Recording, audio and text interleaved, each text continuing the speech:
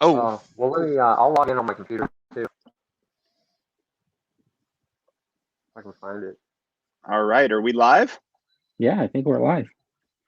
Oh, it We didn't give are us a live. countdown. We are live. All right. Hello there. Live from my basement. It's Saturday in the early evening. we are back. We are back. Yeah. So if I'm driving, Round 4. I can't see who's in, right? I can't see how many people are in. I can only see comments, right? It Yeah, does. It does it's- give you a number in the top left-hand corner of your screen. Oh, I it says believe. 3. We've got Darth Mark in the house. Hello Hey. there. Hey, Mark. It is 11 p.m., correct? Yeah, 4 minutes past 11 UK time. Boy, That's I got not. that wrong. That's not late for Mark. He does plenty of all-nighters. He's probably going to stay up all night. The awkward beginning where we wait for everyone to kind of come in, and we're just like, "Hey, how are you? Hey, so like, Vern's here." I Hello, used to Vern. watch. I used to try to watch the Pal Boys every Tuesdays and Thursdays, but I changed my work around a little bit, and so I have to watch it in replay now. It was kind of fun being live. Man. Hey, Hello, Jonathan. Jonathan. What up? Hi, Jonathan. You all right? Don't mind Hey. me, everybody zooming in there. We are in the slow opening, welcoming everyone in. Thanks for coming. Well, I added a bunch of new shelves while we're That's waiting. why I have a long intro. And I already Maybe showed we need- Vern. I got these cool LED lights for Yeah, $11 those are and sweet. including batteries. So There's like, do they have a remote control? yeah, Red and I Ranger? literally just put these shelves together. Like, well, I added 2 more, and I'm emptying my bookcase, and I'll make it look sweet eventually by next week, hopefully. Hey, Chris is here. Welcome, Chris. Thanks for hanging out, man. Yeah, I'm about to log into the chat here soon. What up, Chris?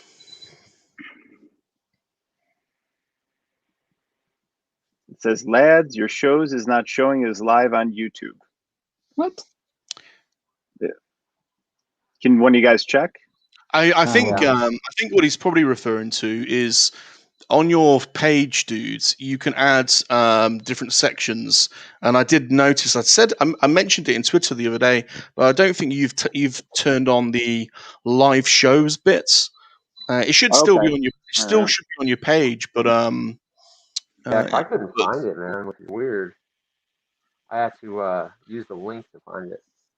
let's have a look. Hey, can I just mention this right now? So Yeah. Salacious has been like popping our show up all over the podcast world. So you could subscribe to our podcast on iTunes, Spotify, pretty much anywhere. So just as a voiceover here for anybody listening later, what you see on your screen are 3 awesome action figure collectors and a super awesome monkey lizard. And also a hidden host. And in the audience are all the live chat members who are awesome to come by and support us. Well, I do know So- I got the notification for the show earlier, and it says we're live on my notification. Gary Moore is here. Welcome, Gary. Hey, Gary, how's it going, dudes? All right, I'm Thanks in. for coming over. Also got Tiberius Kirk. Wants to Hey. know what's going on with the lizard. Oh, you know, Tiberius, just chilling out today, having a nice chin wag with the boys. So you guys said I have to click something. I have to make a playlist. I will perhaps show you afterwards. All right. I just don't want it to affect anything, but Should be see fine. what I think happens. there's many notifications went out. All right. So it says we got 7 here. Welcome, welcome. Appreciate everyone coming over. Wait, this is a toy collection show. Oh no! Lizard Recipe podcast. Well, you should mention that. to be honest, I was thinking about doing a couple of videos with little salacious rum cookery programs. What do you reckon? Little salacious with over the stove doing some Star Wars recipes. Oh yeah, that would be good. Yeah, different. Yeah. Yes, but as long as monkey lizard isn't on the menu. Oh, definitely not. Definitely not. Roasted protocol droid eye. Oh, now you're talking. I love droid eyes. I'm Hank Marvin for droid eyes. Hank Marvin. So, do you think we should hit the first topic? Sure. Go for All it. right. Let's do it. First topic is collectible news. So, what did you guys pre-order out of what was announced this week? Well, you know what's funny is I already had the Boba Fett pre-ordered. Then there was like a link to an Amazon Boba Fett where it was supposed to come out like in a couple of weeks. Mm-hmm. And then Amazon pulled that little switcheroo, or they changed the date all of a sudden back to June. And I was like, I wonder who else is gonna like jump on that. You know, hey, maybe if we just put an earlier date, we'll get people to come and order from us, and then we'll just push the date back. Push it back, yeah. Well, all their Spider-Verse figures are back in May. Yeah, I wonder if that was like intentional. You know what I mean? But to get to your question, I did order the Cal Kestis that came up, surprise, and that looks pretty cool. So my granddaughter and I play the game, and she's really into it. I'm not, that much, but I was telling her the other day, I go, hey, I got you a Purge Trooper, and she got excited about that. And then she asked me, she goes, well, do they have a Cal figure? And I had not gotten the other one. So when this one came up, I had to grab it because I think that's going to be pretty cool. And it looks awesome. Isn't it crazy? We were just talking about it a week ago. Yeah. No idea that was coming. I mean, they kept that pretty quiet. That it was a nice surprise this week.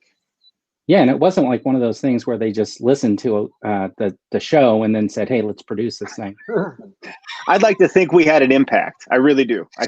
I actually have a video that I did a while back. It was a whole bunch of Luke Skywalkers, and it was like I had made a custom, the Jedi one in the black outfit. And then when they came out with the actual one, I think I titled it, Is Hasbro Listening to Me? And I had a whole bunch of comments saying, no, Hasbro is not listening to you. So I thought it was funny. Why do they do their announcements at the start of the week and then suddenly drop a brand new announcement a couple of days later? I don't get it. Like that Cal Kestis one came straight out of nowhere, and they'd already done. I don't understand why they do that. But anyway, I was straight on the pre-order for that one because that looks awesome. Yeah, it does, doesn't it? Hey, was anybody? Ooh, Sean passed. How come you passed? Because I don't like the game. I've tried the game like 3 different times, and I just didn't enjoy it. So it's not a character. That's a good reason. Kind of like Ezra for me. So. Yeah, it's a good reason to pass. Yeah, I'm anticipating that character may do like a crossover into one of the live action shows, and that might. Totally going to come into live action. You know what I mean? Like, and so then that will be the figure to get because he'll make that crossover. But Dude, so I saw. I mean, yeah, go ahead. Go ahead. I was to say, and for me, as soon as I saw it, I saw all the accessories. Right, you have 2 lightsabers. One's double bladed. One's double bladed green, which is just for me. I was so happy to see that. And then he has the hood. And I have other figures from the game, and I have the carbonized second sister, so I cannot wait to add Cal with her. And then I just ended up ordering 2 because I was so paralyzed in fear, but I also wanted the free shipping. And I looked, I was like, I can't pick a figure, so I was like, I'll just get 2 Cals, and I'll have one to trade at a later date. Yeah, it's gonna be an in-demand figure, that's for sure. Absolutely. Right. Hey! I also saw earlier in the week. Somebody reposted that 332nd Trooper was available at Walmart. Yes. Was anybody able to order off of that? It was gone as soon as I clicked it. I click on it and it goes to like my local store, which says they have one and it's on clearance for $7. I clicked that too, but I don't And trust I'm that. like, And I'm not. yeah, and it's like I've been to that store, and they're like, we don't have any. So Yeah, I I don't actually know. clicked on it and it went into my cart and wanted me to proceed to payment. And in the end, I backed out because with shipping and everything, I could probably, if I really wanted it, I could probably get it Mhm. later. So Have Right. you guys have you guys seen this deal that you can get in America that Gary's talking about? Because that X-wing, that vintage collection X-wing for Sold out. $18.99 is Wow. mental. yeah, That is crazy. That's like a Sold out. snow speeder too. Yeah, it was the Wow. full speeder, and it was $18.99, except for it's not available for shipping, and not at any stores within like 150 miles or something like that. It's so there's probably like 3 stores in the States that probably have them in stock. Hey guys, if you don't mind, just want to welcome Off-World Adam. Thanks for joining, Yeah. buddy. Good to see Hey you. Adam. Hey Adam. Let's see. Well, let's check into the chat room here. I don't know what that Dolph- one's about. Darth Mark's been doing some live auctions, and he's just said that he's got some things that Salacious might be interested in. So dangerous going to a Darth Mark auction. You want to buy everything, so be careful if you do. So Red Ranger Chris says they need to make more figures from Jedi Fallen Order. So that's actually a good jumping off point. If you could have another figure from that game, Sean probably doesn't want any, but for the 3 of us who like the game, if you could have one figure, which would it be? That Jedi that turned into a Sith, what's his name? That looks like Mads Mikkelsen. Yes. The stacked There guy. you go. What's his name? What's He's his cool. name? Chat room. What's his? Do you guys know his name? That's my choice too, man. He would be really cool. Yeah, I would agree with you on that. And the Night Sister. She's hot. In a Night Sistery way. In a Night Sistery way.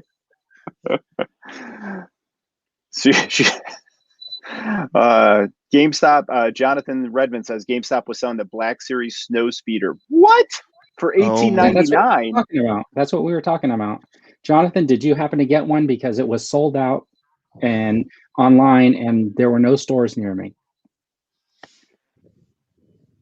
that had them. I even expanded the area. I was willing to drive for it. And dude, Yeah, you've been worth doing trying. dude. In answer to your question about Fallen Order, and this goes to your deluxe video that you did the other day. Deluxe figures. One of those Zepho would be an amazing deluxe Black Series. You know, like the big gold characters from the ancient past. That would be cool.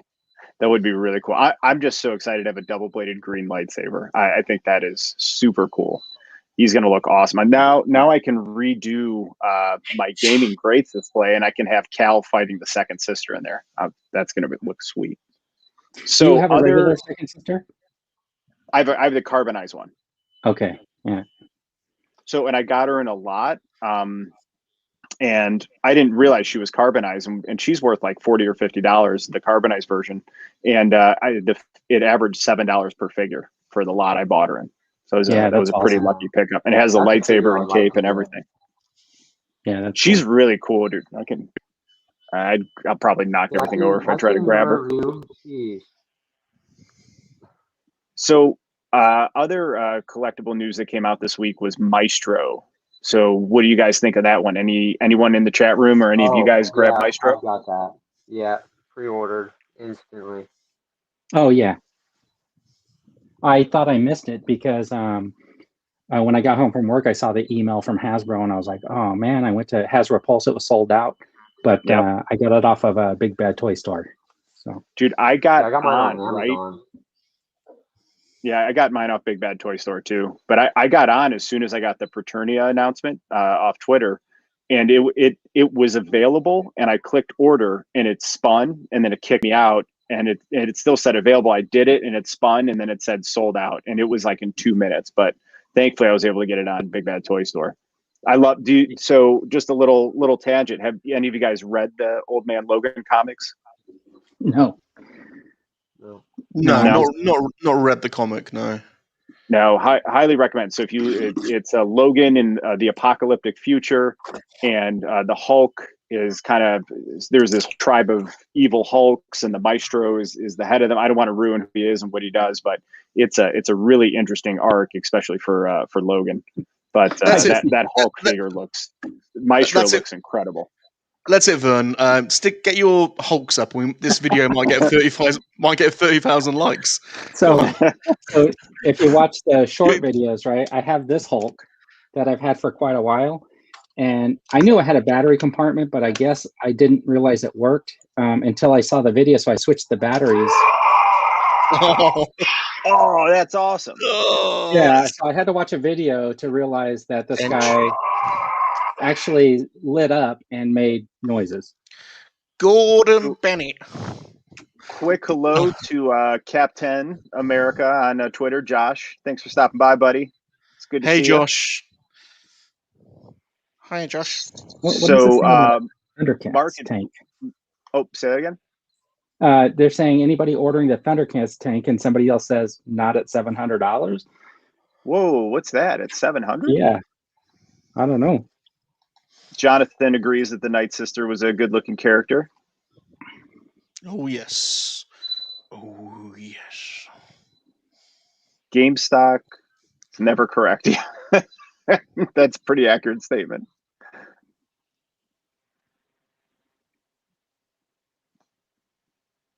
Let's see. Anyone else new? Ooh, we got Collecting Star Wars is here. What's up, dude? Hello. How's it going? Steve-O is in the house. Steve-O. Yeah, what is going on with a $700 Thundercat tank? I don't know. I've not seen that. It'd be dangerous to look at. I wonder if it goes with those Super 7 set or whatever, maybe.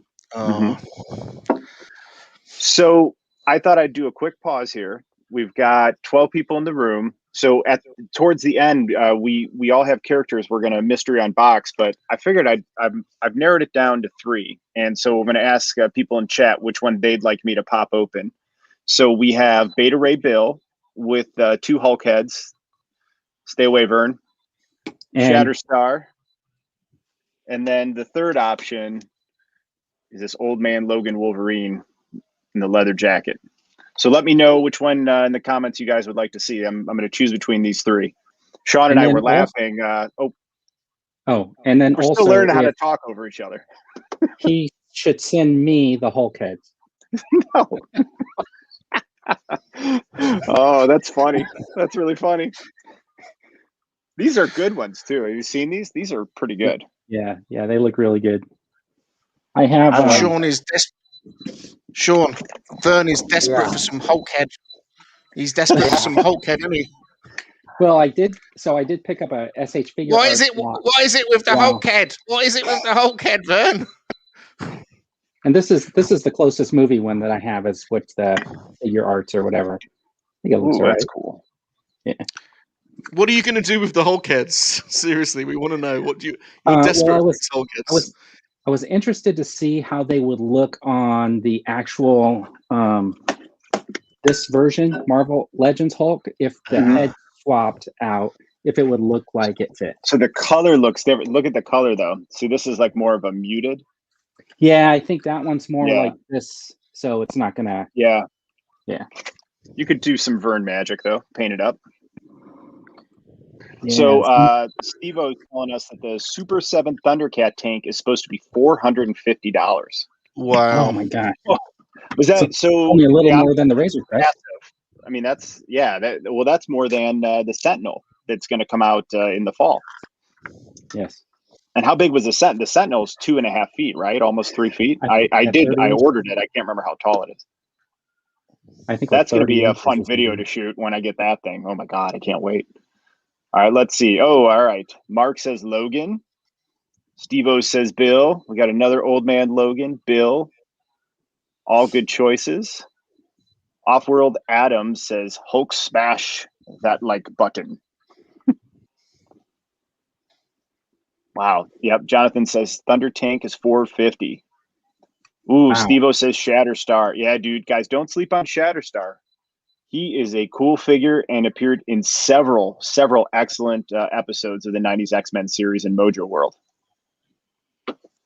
All right, guys, next topic. What figures did you pick up this week? And let us know in the comments below if you guys got any new figures this week. So Salacious, you want to go first? Very Sure. all right. Oh, you froze for a second with your hand like this. I was like, are you okay? Okay, I'll go. So, the first thing I'm going to show. Have any of you ever collected Kubricks before? I don't think so. They're made in Japan, and they're kind of a little bit like Lego, but a little bit bigger. And so this is C-3PO with obviously the main man, Salacious B. Crumb, getting some droid eye action. So I got this on eBay and had it shipped over. And yeah, they're very collectible. It's a cool little thing. I actually got two of them. This was in the traditional vintage style. And then this one is just in a box. So that one's probably going to come out and that one's going to stay on the card. So that's just added to the Monkey Lizard collection. Hey, Salacious, how do I blow you up on this so I can make you just the big screen? You click solo view in the solo layout. Yeah. All right, there you go. Thank you, buddy. Then you know that I keep adding to my loose graded collection, so I'm just getting. I've got quite a few. I want a full loose set and a full loose graded set. I know that's probably sacrilege or silly for some people, but I just love the way they look in the acrylic. And I don't like buying things at high prices, so I only get things if I can get them for bargains. And I think I got him for 30 quid, which I thought to get it graded costs about 30 quid to send it off and get it encased. And so I thought that was a no-brainer. So it's yeah, it's just a nice little forlum there. Or was it Zuckus? Answers in the comments. Forlum or Zuckus. And then this wave came through. So yay! Congrats, dude. How great are they? Yeah, they're cool. Really nice. Thrawn I mean, I love Thrawn. To be honest with you, the only one I didn't have is Cody because I've got Han in the in different packaging, and I've got Luke in different packaging, and I've got Thrawn in different packaging. But I just like people have been moaning about this 50th logo, but I quite like it. So yeah, I like it too. So are you going to open up Cody? Man, I'm not going to open any of them. No.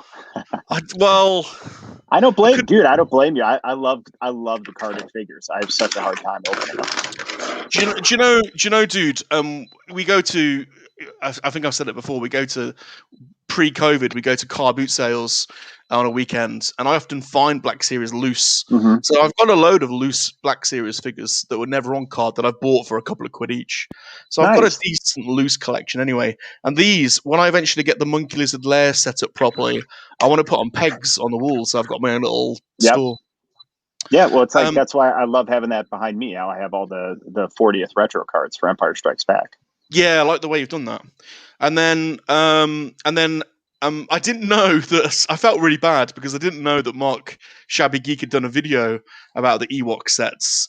And Andy from Holo Chronicles in our little chat group asked if anyone wants these. Like I said to you before, with these car boot sales, I've got so many Ewok parts. I've got 3 sets worth. So I've basically, in my old place, I put 3 villages together. You can connect them all together, so you've got one large village. But I'm missing lots of the little bits. So so I just paid shipping and a bit extra to cover his costs, and he kindly sent those over. So they will make up. They will add to the the Ewok village because before we collected monkey lizards, we were obsessed about collecting Ewoks, and that will go to the Ewok army. I do love those murder bears. And hey, if you don't mind, I want to say a quick hello to David Newcomb. Thanks for hopping in, buddy. Appreciate it. And David also picked up Thrawn in the wild this week. Nice job. Nice find in the wild too, but he still cannot find Cody, he says. Me either. So that's my pickups, dude, for the week. Thank you, buddy. Nice job. I'm still on full screen, but yep, we're getting there. Who? I'm trying to drive and hit all the chats. There we go. All right. Who's up next? Would you guys pick up this week? Sean, you want to I go? just got 2 items. Yeah. I got Marty McFly on sale at Ooh, the GameStop, yes. and he's pretty epic. So can pass up on that after seeing Vern's review. And then of course I got the X-Wing, Luke's X-Wing. Yeah, Ooh, that's awesome. But that's it. It was a cheap week for me. Lots of pre-orders though. So I ordered another Cody too to keep in package or trade later down the road because I know Nice. that's going to be in demand. That's Nice, it for man. me. Are you are you going to open that X-Wing and make a video? Because I really want to see it. Yep, absolutely. Yep. I got a few ship videos, so and one of them has like Nice. 17,000 views or 18,000. My slave one, so it'll go good with that. Very cool. So David has a bunch of stuff on pre-order from Dorkside. Nice. See, Jonathan says Black Series, Hoth Han and Luke, Gamorrean Guard, and General Grievous. Nice pickups. Wow, so those came already? That's awesome. Hey, speaking of that, I got a notification yesterday that my Mace Windu hit my pile of loot at Big Bad Toy Store. So I'm just smiling just even thinking about it. I'm so happy. So as soon as Grievous and the Gamorrean Guard hit, I'm firing them off. I can't wait. Let's see. Steve-O's here. Says rock on rum. Oh, thanks, Steve-O. Bunch of people saying hi to each other in chat, which is cool. All right, Vern, you're up. I think we cycled through everybody. All right. That Gamorrean Guard is kind of interesting because it originally came out as a Target exclusive or whatever. And I remember I looked into finding one on the shelf, and I kept looking for another one, and I ended up finding one at a Goodwill, which is, What? I know, my same Goodwill story is Dude, crazy. you're the king of Goodwill. I'm telling you. So I picked up a little bag of stuff this week, and in it, of course, were these two figures. I don't have this guy, but I have one of these. I have the one with the nose that's got the paint rubbed off. Luke Jedi Knight. Yeah, and then there was a bunch of parts for Joe's, so I was able to assemble these Joes. So that's what, like a Ripper. You got Eels, right? I think that's Barbecue, right? Barbecue, and can't remember what his name is. Anybody? But this is the original Hiss tank driver, which is kind of cool because I actually have the new Hiss tank. So when I open that up, I'll be able to have one to compare. And then of course, I'm not going to pull the box out, but I got that Spider-Verse wave. It's kind of a funny story. My wife asked me, well, what do you want for your birthday? And I said, don't worry about it. You already got me something. That's awesome. Yeah, that's a smart move. So, dude, I will show you what happens if you don't tell your wife what you want for your birthday. I will show you. I have it sitting over here. You'll enjoy it. So, oh, nice. Best Buy sent me a message telling me because it's my birthday month or whatever that I get like a 10% off or something. So this is what I used it on. Nice pickup. He's a great figure. That's it. I like these. I like these much bigger figures to go for the, in the display or behind like the other Marvel Legends or whatever, because it really gives them like somebody to battle, right? Like when you set them up next to each other. Yeah. So what version of Apocalypse is that? Is that a comic version, or? I think that's the Age of Apocalypse version. Okay. Yes.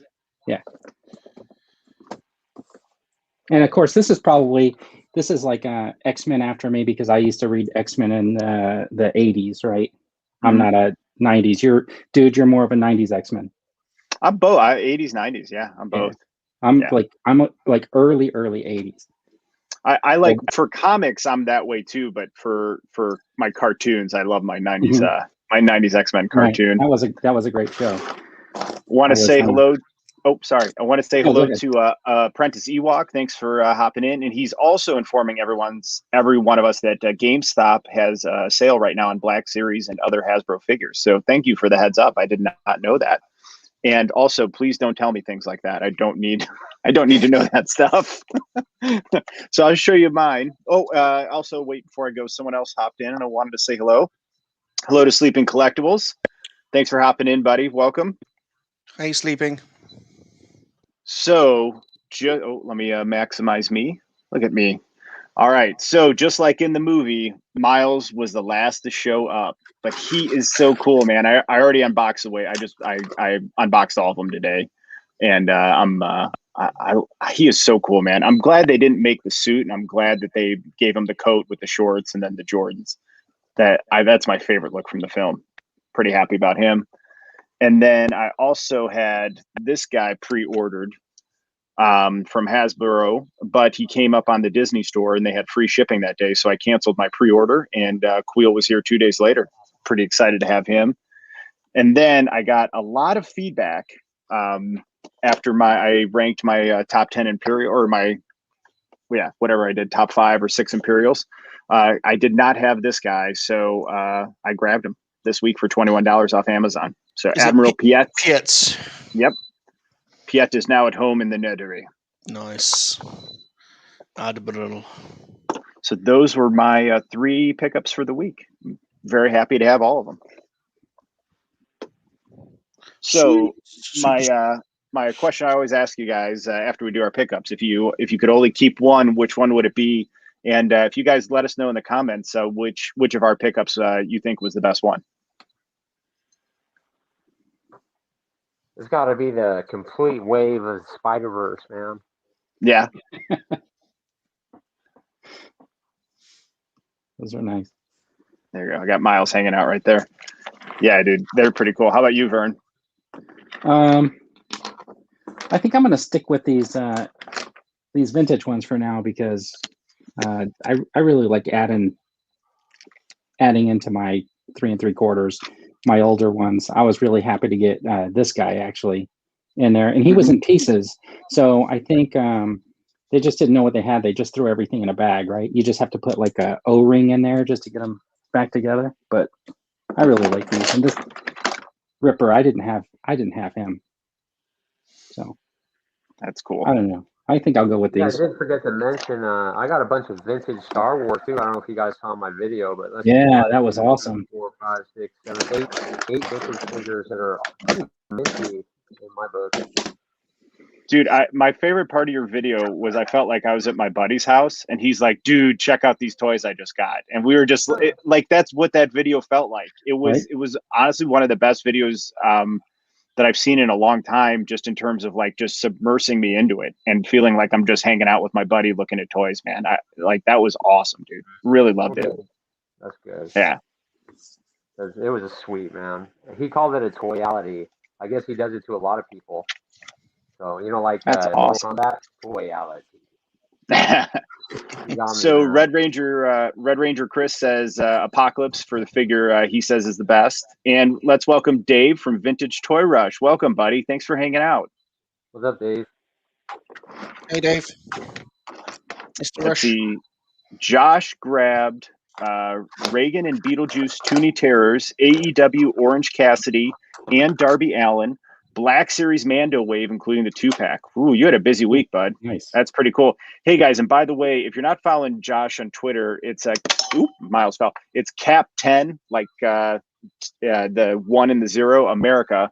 I believe that's what it is, Josh. Correct me or post it below. But he's doing this awesome display build. He just put his DTOFs together, and he did this incredible lighting. And it's fun because if you're following him on Twitter, I'm literally watching him assemble it to now putting in the lighting, and now he's putting in figures, and it's really cool sharing it with him. So definitely check him out on Twitter to see the progression of his setup.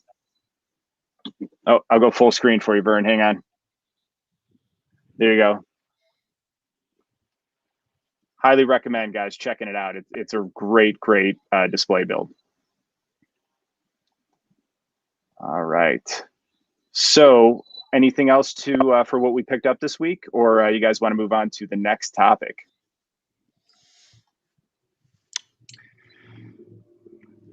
I guess next topic is.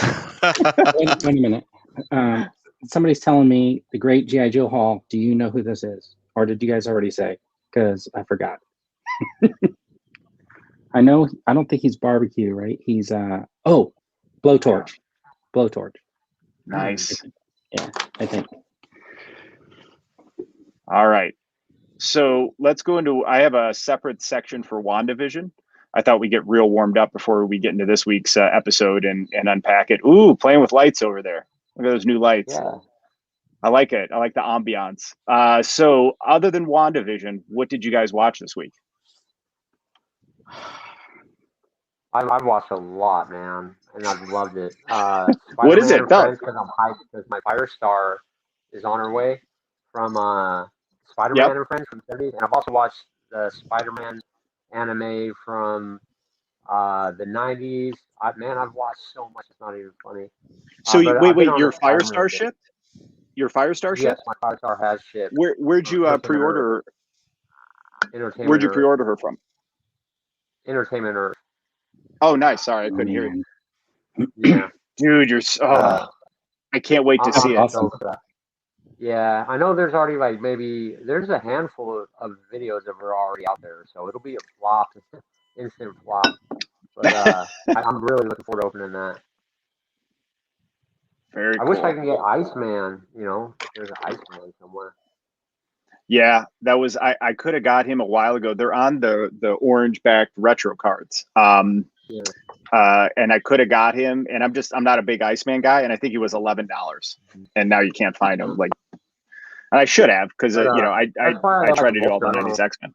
if you can see the Vulture hanging up. I have him like upside down, and I got all the villains like Electro, and Doctor Doom, all the old school ones from like the 70s and 80s. I'm always gonna buy their figures, always. Nice. But you can't get the Iceman then, right? I don't know. Has anyone seen Iceman around lately? I haven't been able to find him. You know what I'm still waiting for is the Silver Surfer pre-order here in America, in the United States. Because they had it in Canada and I think a couple other places, and now it's starting to show up, and our pre-order isn't even available yet. So I need that Silver Surfer, man. That thing looks really cool. Yeah, that did look cool. I have seen a couple of Icemen in Marvel Legends slots on eBay, but I haven't actually tried to buy him yet. That would probably be the cheapest way to get him. Yeah, he's going to be a hot figure now because of Firestar. Because now you got to have those three figures for sure. Yeah. Well, I have a feeling that was Firestar overnight is going to be, expensive and hard to get. Oh yeah. Yep. So, Salacious, would you watch this week? Actually, we have been watching a few things. So we watched The Expanse. I mean, the dude's been on about that for ages. So we dipped our toes into that, and I've got to say, it's awesome. It's absolutely awesome. I'm so happy. I'm so happy you gave it a shot, man. I actually binged 2 episodes last night, and would have watched more if we weren't so tired. But it's a cross between Total Recall. It's got a bit of atmosphere about Blade Runner about it. It's sci-fi. It's gritty. It's expansive, hence the name. So totally going to binge watch more of that later. And then we watched a film the other day on Netflix, which we probably wouldn't normally have watched, but actually it wasn't bad. Greenland. Have you seen that yet with Gerard Butler? It's one of those. I have not. It's one of those, cliched, apocalyptic meteor coming to Earth to just, but it's actually pretty good. It's actually pretty good and pretty emotional. So that's not a bad watch, actually. They're normally shocking, those Netflix movies, aren't they? But it was actually pretty good. I quite enjoyed it. So yeah, that's the only. So The Expanse, which we are going to carry on with, and Greenland. Wonderful. Yeah. Awesome, dude. Yeah, I'm so glad I got you on it, and it gets better and better every season. So, want to say hi to Out of the Basement is here. So I don't know if that's I'm gonna guess maybe that's Nate, but what's up, buddies? Thanks for hopping in.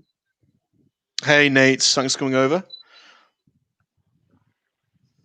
Ooh, Josh says Best Buy sometimes says Iceman. All right.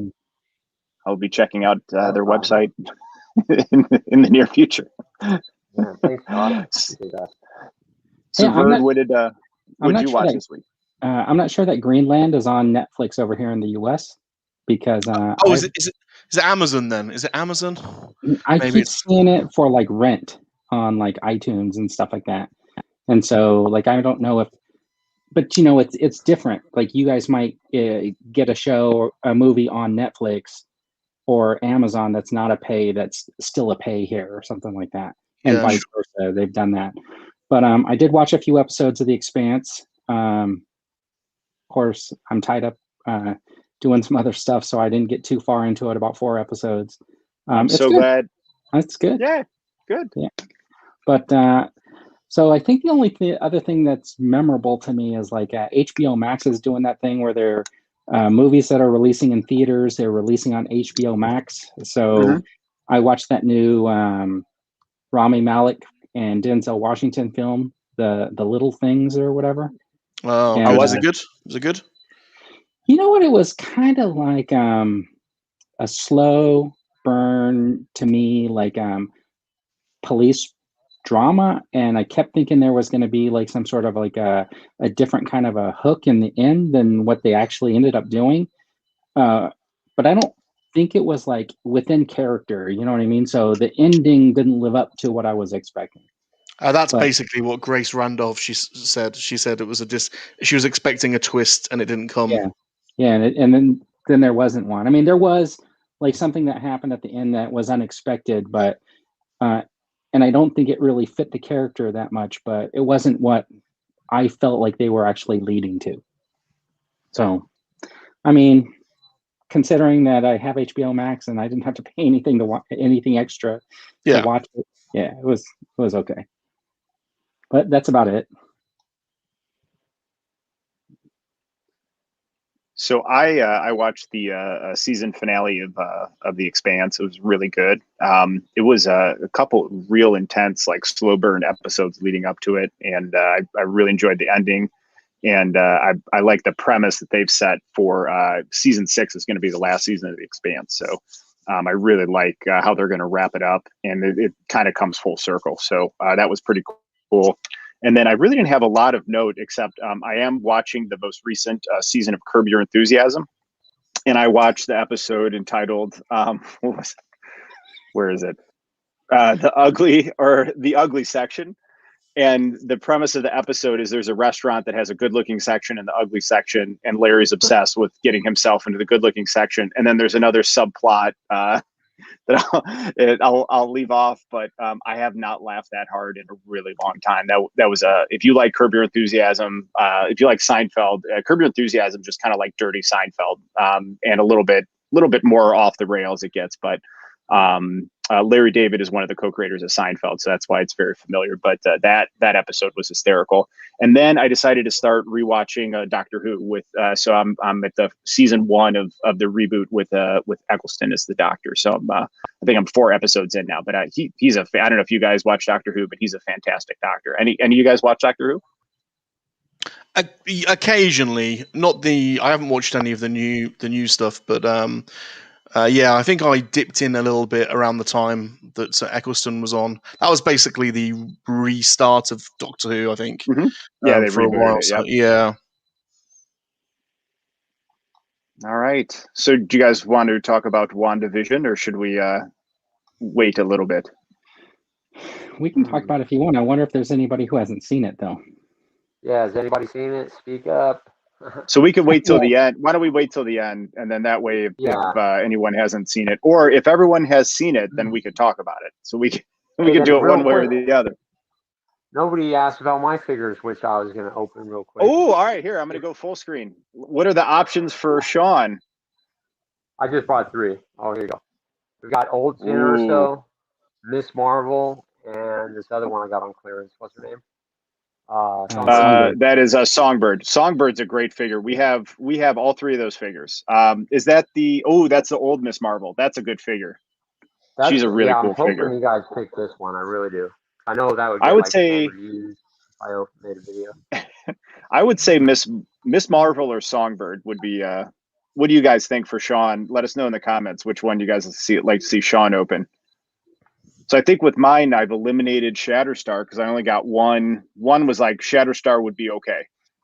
So no one wants to see Shatterstar. So we're gonna punt. So it is down to. I think everybody wanted you to send me the Hulk heads too. Is that? Yeah, I just want to. It's good to want things. It's good to want things in life and not get them. It builds I like characters. the ninja guy with the sword, man. Yeah, dude, Shatterstar is a stealthy, cool figure. Maybe there's some new blood in the chat who'd like to see Shatterstar tonight. Maybe. So where were we with the shows? Who we left on? What have you watched this week? So I think all of us went through it except Wanda, but we decided we're going to save Wanda till the end just so we don't lose anyone who might not have seen it yet. Okay. All right. This, Resident Allen? Yeah, live action Black Series. That's a great idea, Sly. I've got the Clone Wars one up here, and I've been messing with this one today. So yeah, we definitely need a new one. Ooh, you got to vote for Jin from Nate. Yeah, I'd like to open. Oh my gosh, Sean, I hate to tell you how many of those Jyn Ersos I had at one point. Because one with the Death why'd you have so many Jyn Ersos? So you they were peg warmers. They were peg warmers, weren't they? I heard you can mix this one with the Padme and like switch the jackets and all kinds of cool stuff. Yeah, maybe. Oh, that could be really cool. What did you do? The Target 3-pack had the Cassian Andor, the Jyn Erso, and it had the Death Trooper that had the extra. Yeah, it had the extra like satchel things, and I remember it seemed like they were kind of hard to find at my Target. I think I was able to find one. And then one day, there were like 6 boxes of them at Ross for like. That's why I got mine, Ross, for $9.99. Yeah, for like $15 or something like that. And I was like, "You're kidding me!" I mean, for the price of for the regular price they were selling at Target, I was going to get 3, right? So, and it was a good way to build up the Death Trooper army. Yeah, I can't wait to open that. So we do have we have some Shatterstar fan out there. Nate gives him a vote. So thank you, Nate, for the vote for Shatterstar. Red Ranger Chris says they might release the live action Ahsoka once they have her series. That'd be my guess. What do you guys think for live action Ahsoka? Probably when they have the series, they'll have a whole wave for it, just like they did for Mando.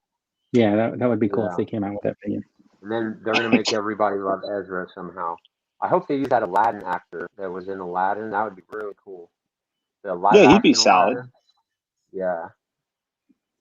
See, I don't mind Ezra. I mean, I think he developed and evolved as a character over the last couple seasons, especially towards the end when he went off with Thrawn. I think it was annoying at first, but I think he evolved as a character. Mm-hmm. So Josh says he wants to grab another Jyn Erso and put her head on a Jaina Sola body to mimic her TIE fighter suit from the trailer. It's a cool idea. Nice. Oh, that's a good idea. That outfit was. We need to get that figure. Yeah, they're going to do some repack, I bet, for Rogue One anniversary. Yep. It wasn't the TIE fighter outfit, actually, was it? It was the what was the black outfit she wore? It was like the we had it in 3 3/4, didn't we? The Jyn Erso in 3 3/4, where she has that crazy helmet.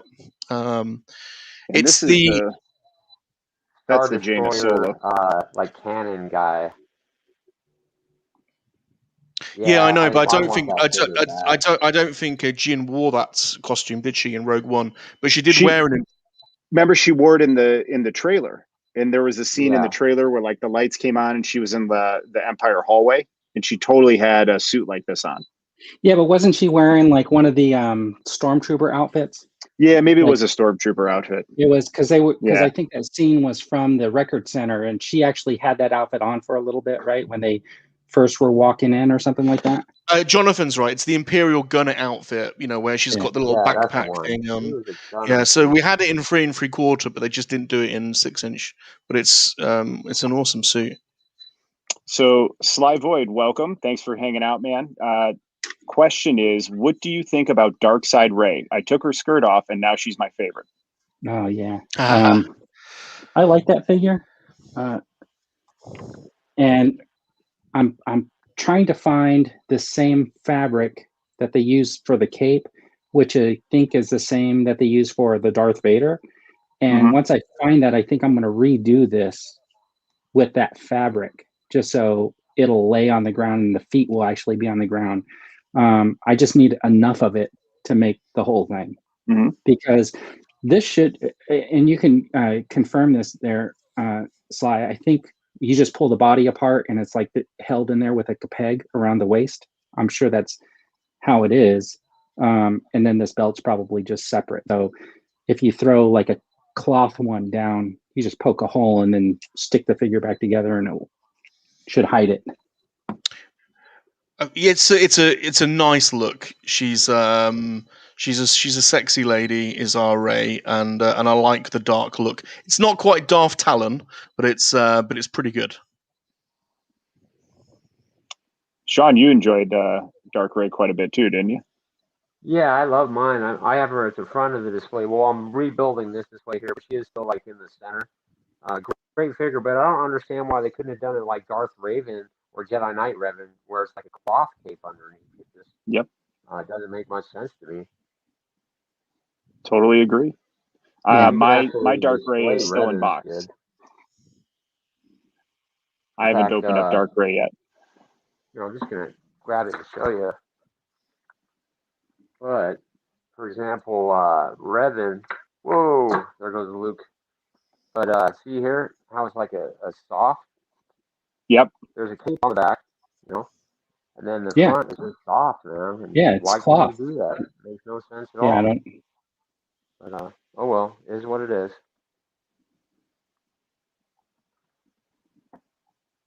Yeah, that's exactly what I meant. Like if it would have had cloth on there, that figure would have been 100 times better, because I mean, you bend the legs now and the dress just holds her up.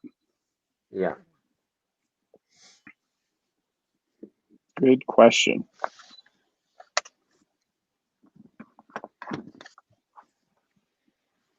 Sly Voids said to Vern, yes, that's a good idea. All right, so we talked about what we picked up. So 3 out of 4 of us grabbed Spider-Verse this week, and I just wanted to circle back to that. So Sean, how many of Spider-Verse figures have you popped open? All of them. Well, not all of them. I still have Prowler, Hand Ninja, and who's the other one? Frogman? Yeah, Frogman. So I still have to open those 3, which I plan on probably doing in one day, just knocking them out in a row. So, nice. What? The entire wave? I did them all today. Yeah. I haven't done. So what I did today is I kind of just took pictures of the wave and just some.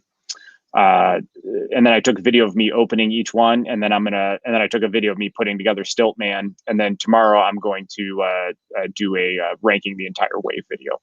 So, but I in the same video. I already built him in that video, yeah. So I already filmed me building him. So I got him here. Look at that, man. He's a tall figure, yeah. That is crazy. He is a tall figure. He's super easy to put together. The backpack is a challenge. Here, I'm going to make myself widescreen. Yeah, I can't get the head on mine for some reason. Oh, dude, I struggled. So in the video, I started talking about it because sometimes, it might take a second. I struggled to get him on, and he's on, but he's on there so gingerly, I can't even move it. It's so tight. I'm afraid it's going to pop off. And then the backpack is challenging, where the peg goes into the back. It's not lined up. So you have to pull it down and kind of push it in on an angle. But I finally got it. But once you get him, I mean, he's pretty cool. So this is how he scales next to Miles. Miles is a little shorter, but just to give everyone an idea, here's how he scales. That's insane, man. Insane. So he comes with a base, which I'm really glad, because the base is in the Hand Ninja. And I initially thought it was for the hand ninja, so you can maybe do some like kicking poses, right? Or I thought, man, you could get like 4 hand ninjas because there's 4 pegs on this, and you can have them all kind of like doing different poses next to each other. But then I quickly realized this dude cannot stand on his own at all. Like, there's no way to do it. It only took me like 5 minutes of trying to do it. Then I realized that it comes with a stand. But he looks pretty cool, man. I think like in a full display, he'll be real interesting, just adding some variance in height. So I'm pretty happy to have him. Yeah, some strangers come over your house, they'll be like, "Oh, that's cool." Now, how do you get that head on, man? So I've got mine here, and I just can't. Oh, here, let me undo myself. Sorry. Yeah, dude, I had to take my head and literally just like kind of press and twist together like this, and then it never even popped in. It just finally just got on there solid, but I can't even move it. Yeah, I'm afraid I'm going to break something. It's so bad. Well, but and the other thing is, use a hair dryer maybe, or is that not Yeah, a good idea? get a hair dryer. Get a hair dryer and warm it up. It'll be more pliable. Now, warm the peg or the actual head? Do both. Okay. It'll warm up the head. It'll warm up the peg. The peg will be pliable, so it won't break. It's not going to be brittle. And then when you stick it back together, it'll so pop like in. For 10 seconds, just like. Put it on the highest heat, and then just like maybe 10 to 20 seconds until you feel it getting like warm. That's how I pull all my figures apart and put them back together when I'm working on them. Yeah, I've never done that yet, so yeah, I appreciate that. So, and I wanted to ask you guys this. So I think only Sean's has opened Peter B. Parker. By the way, great. I love the coat, man. Such a cool touch. So I like how they have the 2 different shoes on the bottom.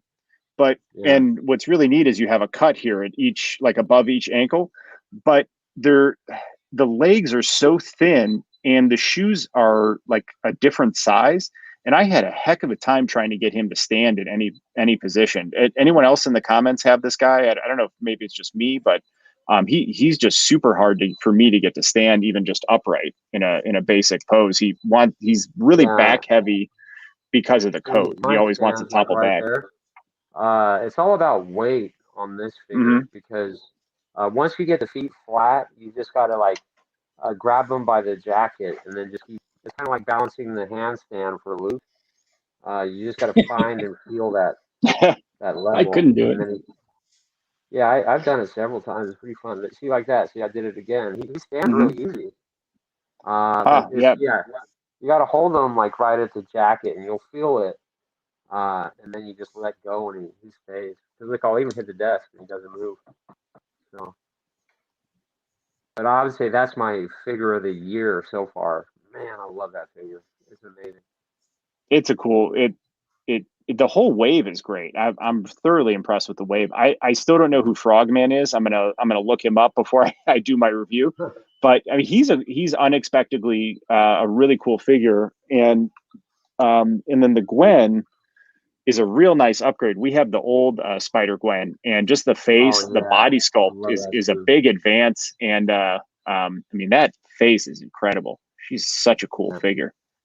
So all the 4 Spider-Verse figures are for my 12-year-old for Valentine's Day. I'm gonna surprise her with them. I'm gonna put them all back in their boxes, and that'll be her Valentine's gift. With the Stiltman? No, the Stiltman's staying out. I don't know how. It must just not have been included. Sorry, honey. But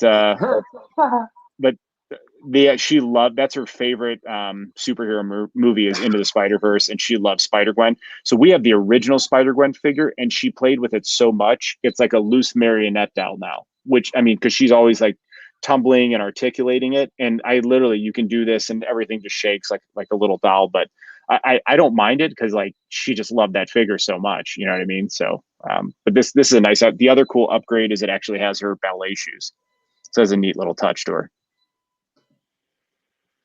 Yeah, that's cool. I've only opened the Hand Ninja, and that's the one I got a couple of weeks ago. So now that I have the Wave, and I really got it because I wanted to be able to build the Stiltman. So luckily, I'm going to have 2 sets of stilts to make them a little bit bigger. I saw somebody mention that in the comments in there too. Oh, that's a cool idea. Yeah, because apparently that was the idea, right? They put those stilts in with the Hand Ninja, which were the army builders. Yeah, so the that's more a good you idea. get, the taller he would be. Oh, that's a cool idea. You didn't see that picture on Twitter where the guy had it was like 8 feet tall or No, whatever, and he had to lean it up no, I against did the not wall. see that. That's so cool. Hey, I want Yeah, to that's take really- a second here to welcome Vader's girl. Welcome, Kat. Thanks for joining us. Hi, Kat. Hey, I said All hello right, in and the comments. we had a question here from Sly Void. So the question is, what are each of your favorite Marvel Legends Black Series figures in your collections? oh man, Marvel Legends. All my Legends are upstairs in my office, but it would man, that's it. Well, the easy answer is my number one figure of 2020 was that large Kingpin. I love that figure. And then I have all those Spidey figures in their retro cards from the Spider-Man show. It's an impossible question. I don't have a favorite Legends. Yeah. How about you guys? Um, I could talk for 20 minutes about my favorite Legends figures. This Oh, one that right here. Storm. So Yeah. Storm. This version of Aurora is that's my amazing, favorite, and this is my favorite Marvel Legends figure so far. Nice. Well, I've stayed away from Marvel Legends because it's a rabbit hole Yes. I was worried about falling into, but you guys have pulled me in gradually. So Marvel to me was always Spider-Man and his amazing friends, and then the X-Men animated series and the comics around that era. So I've ordered two versions of Gambit now. So I ordered the one on the retro card and then one in the normal packaging, so I can open that one. And then I desperately want Rogue, but finding Rogue will be hard. And then Spider-Man and his amazing friends, I'm trying to track down those. So I've pre-ordered Firestar. I'd love to get Iceman and the Spidey, but they're my favorite Marvel Legends figures. And mine, this one is. of course. I'll let you go. Go ahead, Vern. No, go ahead. Go ahead. I was ahead, just Sean. going to say Peter Parker and indoor Han Solo. I think that's pretty amazing, man. Just standing Yeah, there looking that's it. badass. That coat is awesome. Yeah. Yeah, that There's face just- sculpt is just the best one I think they've done. Yeah, definitely. So iconic. If I had to pick just one to have on the shelf, I would pick this. It just goes so far in explaining, why Star Wars is badass. So Black Series then. Yeah. What's your favorite Black Series? This is Go on. the Comic-Con version of the Boba Fett man, look at that with the dude. original colors. Sweet. Yeah, so I mean, I just feel fortunate that I was able to go to Comic-Con that year and then actually got the lottery to get in line, right? But yeah, this one's my favorite so far of the Black Series. Is it rocket firing, Vern? No. That but would have been awesome. I thought about how would you Dremel this out and put like one of those little rocket firing deals from maybe another figure in there that it would fire a rocket. I wouldn't do it on this one, of course, right? But like the gaming grates has like the same exact setup, so you cut that off and you can drill through, and then if you had that little piece, you could stick it in there and make like the little hole for the firing button or something like that, and you could turn it into potentially a rocket firing. But this one with this paint structure, I think is my favorite one. Yeah, that's definitely epic, man. How much is that figure worth today? I haven't looked it up. I think at Comic-Con they were like they were like $25 at Comic-Con because they add in the tax when you're in there, so you don't have to worry about that it's going to come out to more than what they say. They just it's pre-calculated. Yeah, I'll look it up real quick while I'm here. So Black Series, I love the Revens, both of them. They're both cool. The gaming one and the version from Knights of the Old Republic. Thrawn, obviously. Hoth Leia is she's just beautiful, isn't she? I haven't got, and I feel I'm trying. I've got to get it, but it's very expensive. I haven't got the San Diego Comic-Con Jabba. That's the only one that comes with a 6-inch B crumb and I haven't got that yet. It's over £200 to plus postage to get on eBay. So I will get it at some point. I just haven't got it yet. But I think Thrawn, the Revens. Do you know? I missed out on the Mandalorian, and that's an iconic figure to me. So I want to track that down because I think that's a badass design. Yeah, Yes. he went back up for Yeah, sale dude. over here today. That is the figure. It's a must-own figure. And I like the creatures. Salacious loves Rio Duran from Solo, another monkey creature. He's quite cool. He's quite cool. But there's so many good Black Series figures. They've really ramped it up and knocked it out of the park over the last couple of years. So Oh, I'm gonna. Oh, go ahead. Oh, I was gonna say. I'm gonna say mine. And again, this is so hard, but Yeah. it's probably Jedi Knight Luke with the green lightsaber. And what's really cool is I missed out on him initially, and I just did not think I was going to get this figure. And then between Christmas and New Year's, Walmart had it up, and I was able to grab him. And I love this figure, man. Every time I look over in the display, it just makes me smile. Dude. There's nothing better than Luke Skywalker with a green lightsaber. Yeah, he never stays in the background, that's for sure. You always want to No. be forefront. Yep. So we have a couple good comments here, if you guys don't mind, if I can get to them. Nope, go ahead. So CMT. Apprentice Ewok says he stays away from Marvel Legends 2. It could get dangerous. Yeah, very dangerous. It does escalate quickly. Josh says his only critique of Gwen is that he wished you could see Miles' handprint shaved into her hair. That would have been a cool touch, man. Good. Yeah. That's a good suggestion. Jonathan Redmond says TBS hitting my bank balance is hard enough as it is. So David Newcomb's favorite is Cad Bane. That's a great. That is a good one for sure. That is a great figure, man. I have my Cad Bane posed in my clone era display. Do you guys have him out of the box, and if you do, where do you have him posed? Yeah, mine's right here on the shelf next to me, looking badass. So nice. Or mine's just sitting right here, within hand's reach always, so I can show them off. Totally agree with Jonathan here about the Clone Commander Obi-Wan. I do not have that Obi-Wan, and I would love to have that figure. Do you guys have Clone Commander Obi-Wan? Yeah, right behind me here too. Oh, I need that dude.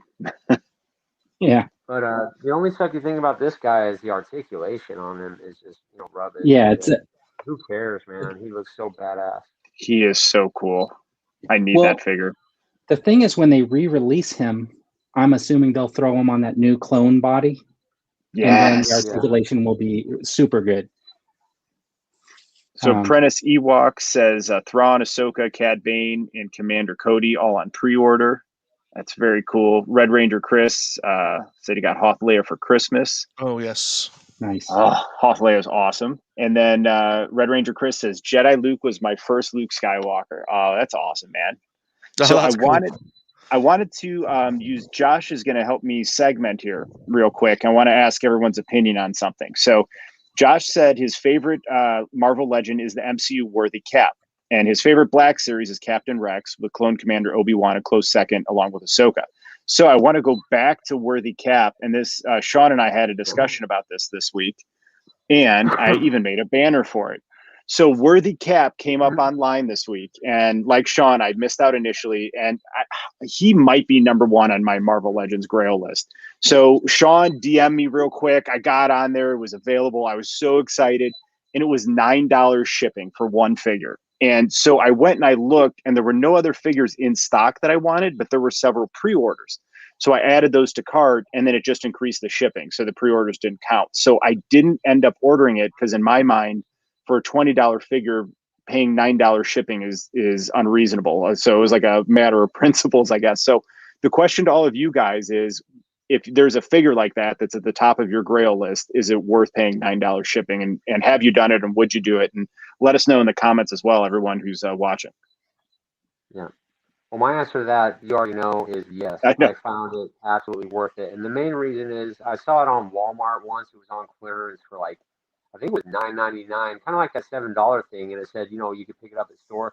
I picked it up. It was like some random Marvel Legends that nobody wants. So I've gone through the heartbreak of trying to get that character and knowing just all because of just, what is it, Thor's hammer. And yeah, you just have to have it. So yeah, I instantly got it. It was $30. It's already shipped. It's on its way here, and I'll have it for next week's video. So next week's live show. Yeah, so here's how I feel about it. Like, if you were to ship one of the cheapest flat rate boxes, which is I think it's a regional, the regional. If you use one of their boxes, I think typically it runs around $10. If you're going first class, you could ship a figure for about $8-9, right, yourself. So that's just one figure if you're shipping it. And so the way I look at it is this: if it was, say, I found this guy for $25 and it was going to cost me $10 to ship him, I definitely jump on it because I'm pretty sure this guy's selling for over $100. Mm-hmm. It's actually So I think $300. I just looked. $200 Oh, to really? $300 right now. Yeah. Oh my gosh! Wow. Okay, let me put that guy in a glass case. No, but so the thing is, it all has to do with like right now the figures that I've been looking at and looking for is Toys R Us had like an exclusive 2-pack. It was the Dark Phoenix and the Cyclops. You know, the one where he's all in blue and he's got the yellow shorts. You can't find that thing for like less than $150, and there's no way I'm gonna pay that. But if I were to find it for like $60 or something and it's costing me $10 to ship it, it's a great savings over what the inflated value of that is now. Yep. So that's how I kind of like gauge it. And if it's a figure that you really, really wanted and previously it was just too expensive, if you don't think it's going to be available when you can combine it, yeah, I think $8 is not that bad. But on the flip side of that, I also think that when you combine multiple stuff, there should be a deal where the shipping. Yeah, if you're pre-ordering. Yeah, So, GameStop does that. Well, and that's the thing is Entertainment Earth lost out on. I think I had 4 figures that because they had Maestro. I was like, oh sweet, I'll just pre-order Maestro, and so they probably could have gotten $100 out of me. You know what I mean? If they would have combined it that way. So, so are they missing out by not offering, that as a package as well? Yeah, it looks like you can pick them up for about $54 on eBay. So free shipping. So I do have a Thor's hammer, and I have a cap and I have the Endgame cap. So I kind of have a bootleg version, but I still want the real one. Yeah, and it comes with 2 head sculpts too. Oh, I love looking at the pictures, man. I just can't wait. I hope the articulation is pretty awesome and stuff. I don't know what the figure's like. I've never even seen a review, I don't think. So Josh says, I've abandoned so many carts because of the shot to my gut when I see the shipping cost. And want to welcome our buddy Universal Collector. He says deluxe armor is his favorite at the moment. Welcome, man. Thanks for hanging out. Yeah, that's a super cool figure as well. Super I've cool got one design. that Vern made me that made a deluxe for Christmas, and it actually looks pretty awesome. I got her up there with the fur. Oh, you actually keep it on? Yeah, Nice. I think it looks great. Should I tell you how I made that? Probably kill a dog or something. I don't know. No, there's a quacking monkey lizard running around. Better not be from a monkey lizard. Vern made that little top piece. Isn't that pretty cool? That looks strangely familiar. Yeah, like a shag carpet. And I knew a monkey that looked like that. There's some bald raccoon running through his neighborhood. I hope not. Man. No, that's not what it's from. That is actually from a pair of old fuzzy shoes. You know, the house slippers. That's even worse. No, is you talking about like the inside?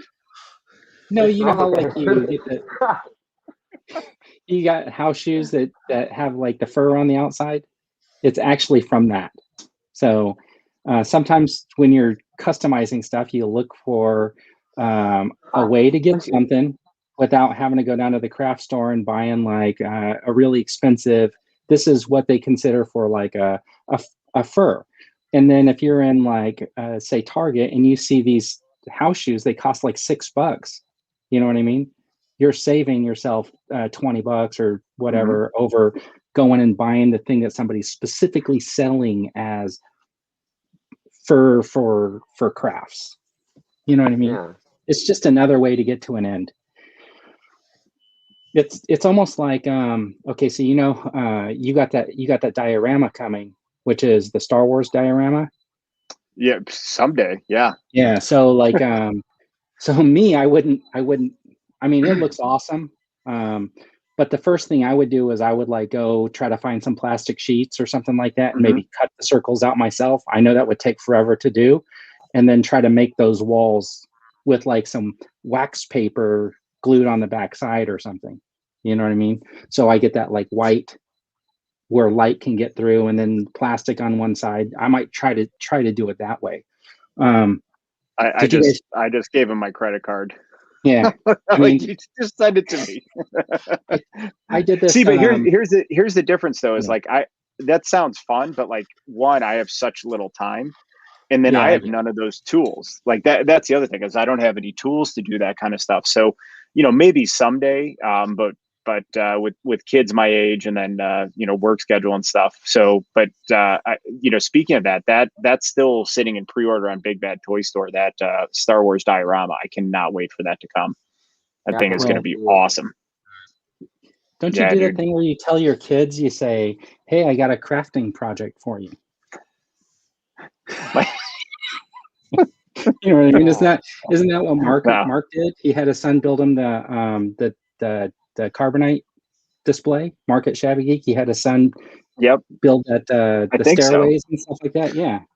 Speaking of carbonite, I've got a life-size monkey lizard in carbonite being shipped from America. In fact, we found a couple of really nice things this week. We've got a life-size bee crumb coming over as well.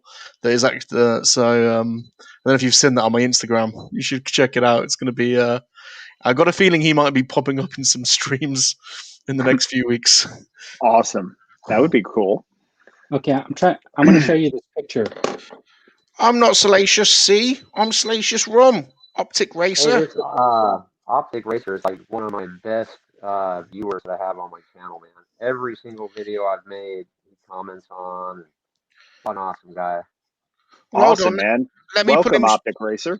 Let me put him straight for a second. Right, Optic Racer. I'm Salacious Rum. I'm Salacious Rum. I'm the leader of the Monkey Lizard Army, not B Crumb. Come on. I'm much better looking than B Crumb. Get it right.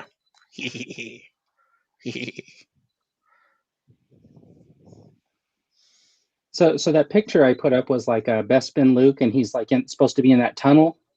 Yeah. And it was a garbage can that I got at the 99-cent store, and then I just built some cardboard in it to take the picture. Oh, my buddy Christian from work is in here too, man. How cool is that? Hey, Christian. Welcome, Christian. Welcome.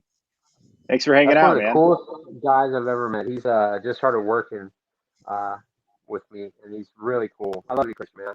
And he's been commenting on all my videos too. So. Hey, Christian. Hey, Optic. Thanks for coming over, dudes. So I wanted to ask you guys. We went through our pickups. We went through what we watched. So what videos are you guys going to make this weekend? None? Stressed out for it? I didn't need to stress everybody out. Yeah, we need to scrap this section because no one cares. Those of us that are behind on our video editing don't come out well on this section. No. I've been thinking about wanting to do. I know, just keep interrupting, but I keep wanting to do a stop motion of these two guys fighting, right? So I didn't want to make like a traditional like fight scene, so I'm trying to figure out a way to have them fighting like in the screen like this, and then throw in the like Mortal Kombat like hit bar at the top and stuff. Oh, like that'd that be cool. Yeah. So I've messed around with a couple of like shots it didn't turn out the way I wanted it. That's why nobody's seen it yet. But I'm gonna fix up the stop motion elements of it, and then I'll figure out how to add in those effects. I think it would be kind of cool. Like I was gonna cycle through like Shang-Chi, and then Electra, and then some other, like you're selecting your character and type then of thing. fight. Yeah. Right? Yeah. Dude, that's a Yeah. really cool idea. I think you should go for that, man. Yeah, and then at the end, it's like fatality, right? Right, something. But it's just a matter of like, if you could get it. See, that's the problem with talking about it. Like that's what I want to put on my channel. I want to build that and put it up. But whether or not it's going to be like to a point where I'm saying, okay, I guess I'll let people see this, because, I mean, really, like sometimes they just don't turn out. It doesn't look right, So I haven't tried stop motion yet. It's on the list of things I do want to try for sure. Tedious. Yeah. So how long? Someone mentioned a comment that where was it? Apprentice Ewok says, "I love the shorts that you guys do." So that's for the three of you guys. So how long does one of those stop motion shorts take? So if I'm doing a stop motion, it just depends on if it's a better one or kind of a crappy one, because I know that there's been some on there where they don't look very good. Maybe the fluidity is not there, and those I feel like I kind of rushed a little bit. There's a few on there, like I did that G.I. Joe one with the Firefly, and that one probably took 45 minutes to do all the filming, and then about the same amount of time editing it, and then trying to get the music to sync, and then sync up how you want it, and then to add the explosions in there and stuff like that. So there was some posts that took some time, and so that one, and it's not even 30 seconds, and it could take like 3 hours to do. So wow. Yeah, and it surprises me because you put a lot of time into those, and then if you look at my channel, the one with 3 million views is the one where it's just some figures posed, and I just run around them with the camera for a few seconds here and a few seconds there, and those ones just blew up. You know what I mean? I wish the stop motion ones would blow up. Yeah, I like the Cedar Bike one with Baby Yoda. That's just sweet. Real good. Yeah, I got really lucky on that one that I was able to get the audio synced in, because I actually cut out a whole lot of the audio from the actual scene to get it to like match up, because I did not shoot enough film between IG-11 and the troopers before they started fighting. So I was kind of lucky that when he started slamming them on the speeder, it actually like matched on that one. It was perfect, man. Sweet. So, Salacious, you seem to come up with like shorts, like you're a factory man. How do you come up with those ideas? Yeah, it's a short factory. Because they're very varied, right? And it's like, yeah, man. Like, how do you come up with all those? I don't know that they are that varied, to be honest.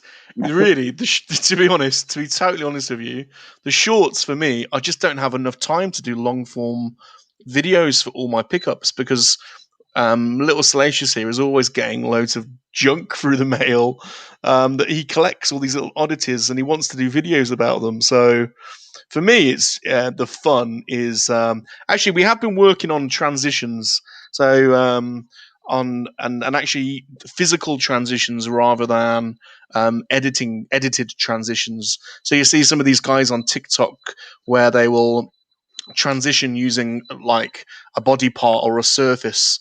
So they'll finish one scene. They'll finish a scene with the tabletop surface, and then the next scene starts coming out of that surface. If that makes any sense to you. Yep. So we've been doing those. Those. Yeah, so you'll notice that over the last 4 or 5 shorts I've done, I've used those physical transitions rather than my first load of shorts were all based on using one of the software transition tools. But for me, it's about the music as well, and it gives us fun going back through our record collection. because we used to love DJing and love lots of different types of music. So it's about, you got this weird pickup. Okay, what music can we match to this pickup? That's a fun mental exercise. It really is, and sometimes the connections are very loose and tenuous. Sometimes you might be the only one that gets it, but it's quite satisfying. And then also, not just picking the music, but then trying to synchronize or have some kind of synchronicity between the bars in the track to what you're showing on screen. So, for example, I found someone in Twitter that likes Swedish techno music and Star Wars. There aren't many of us about, but I found this guy on Twitter that loves Swedish techno music and Twitter, and I saw it in his bio, and I was like, Very "Oh my specific. god!" Yeah, I was like, "Oh my god!" Last week I made a short video for 8D8, the torture droid, and I found some industrial Swedish techno from the early 2000s, which I love, from a label called Drum Code.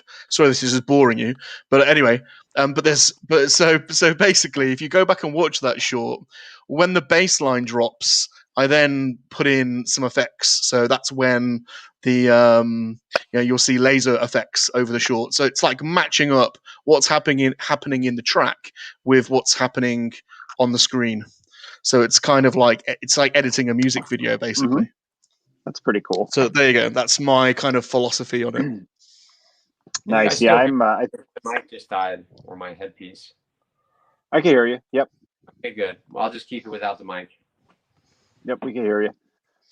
I'm a TikTok novice. I think I've only done like 5 or 6 of them. So my big accomplishment was making a Spider-Man and villains video to "Why Can't We Be Friends?" I thought it was very clever, and so did like 8 other people. So it's fun.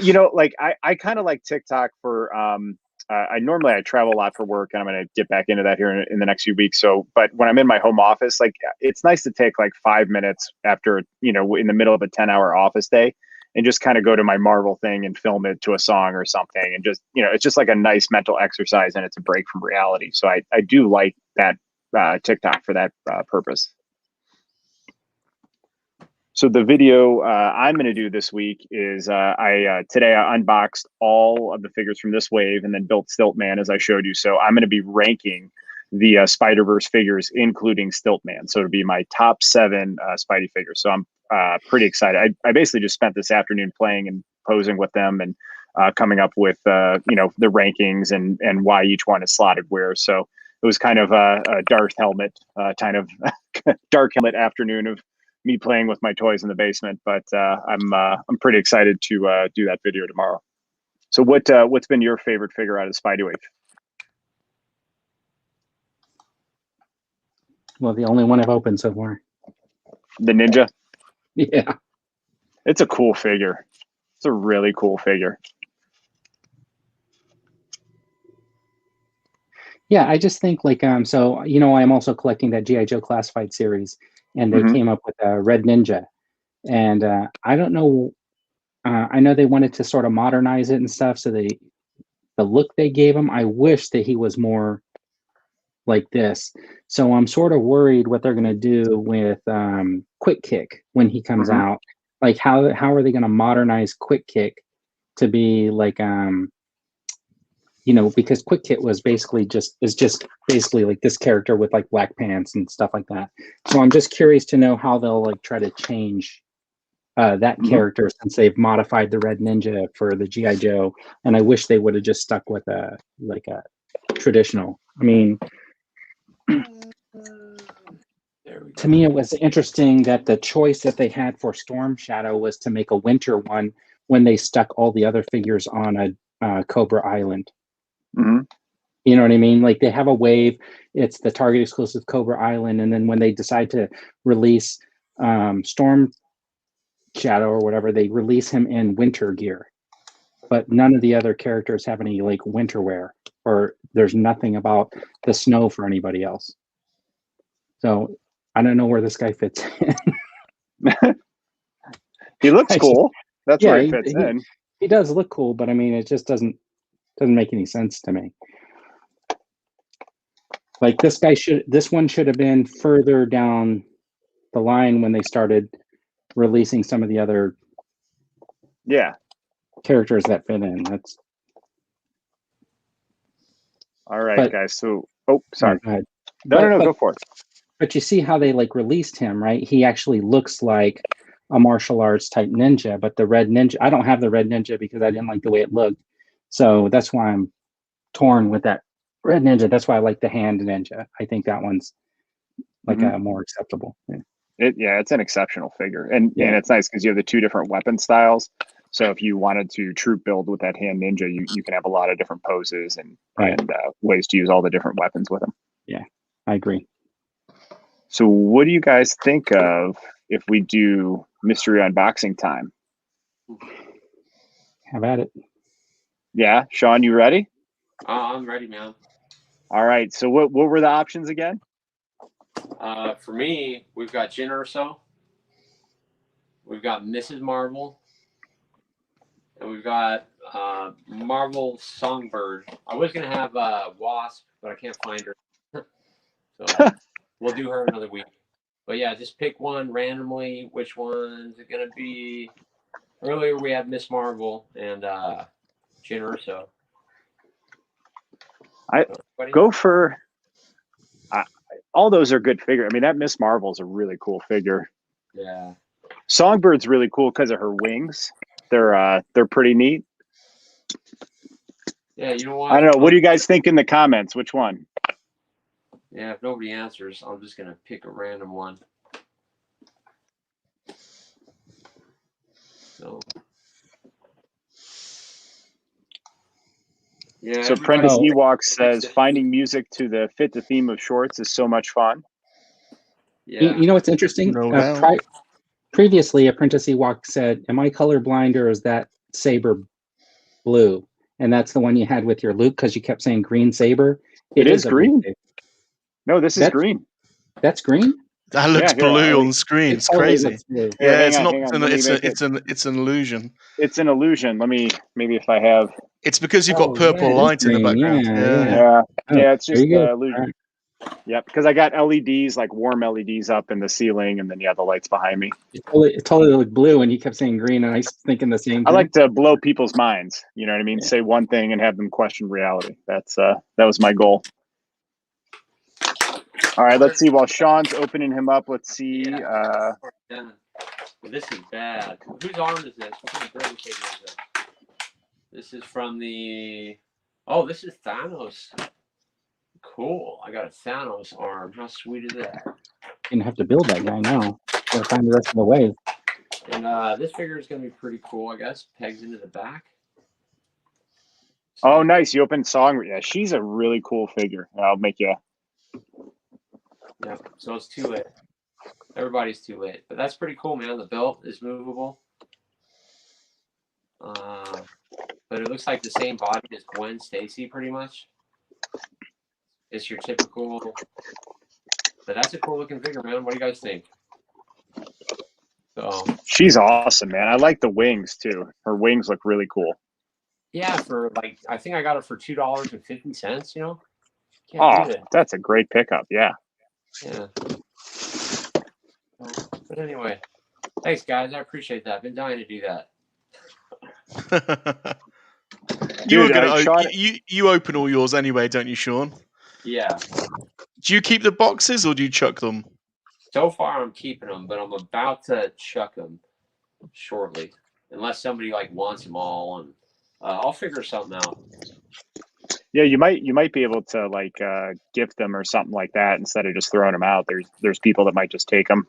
I'm keeping all my boxes because you never know if I have to pack them all up. I can pack them back up in the boxes. So that's never why I got mine, and they're in a shed out of sight. But yeah, that actually looks pretty cool, man. Yeah, that does look. I just don't know about the wings on the back, kind of cheap looking there, but. But if you throw her in the back and you have some LED lights behind her, you'll see the wings. There's like a thicker layer to the plastic, so it kind of it has you can see how that looks. Yeah, it's pretty cool with like a light LED behind them.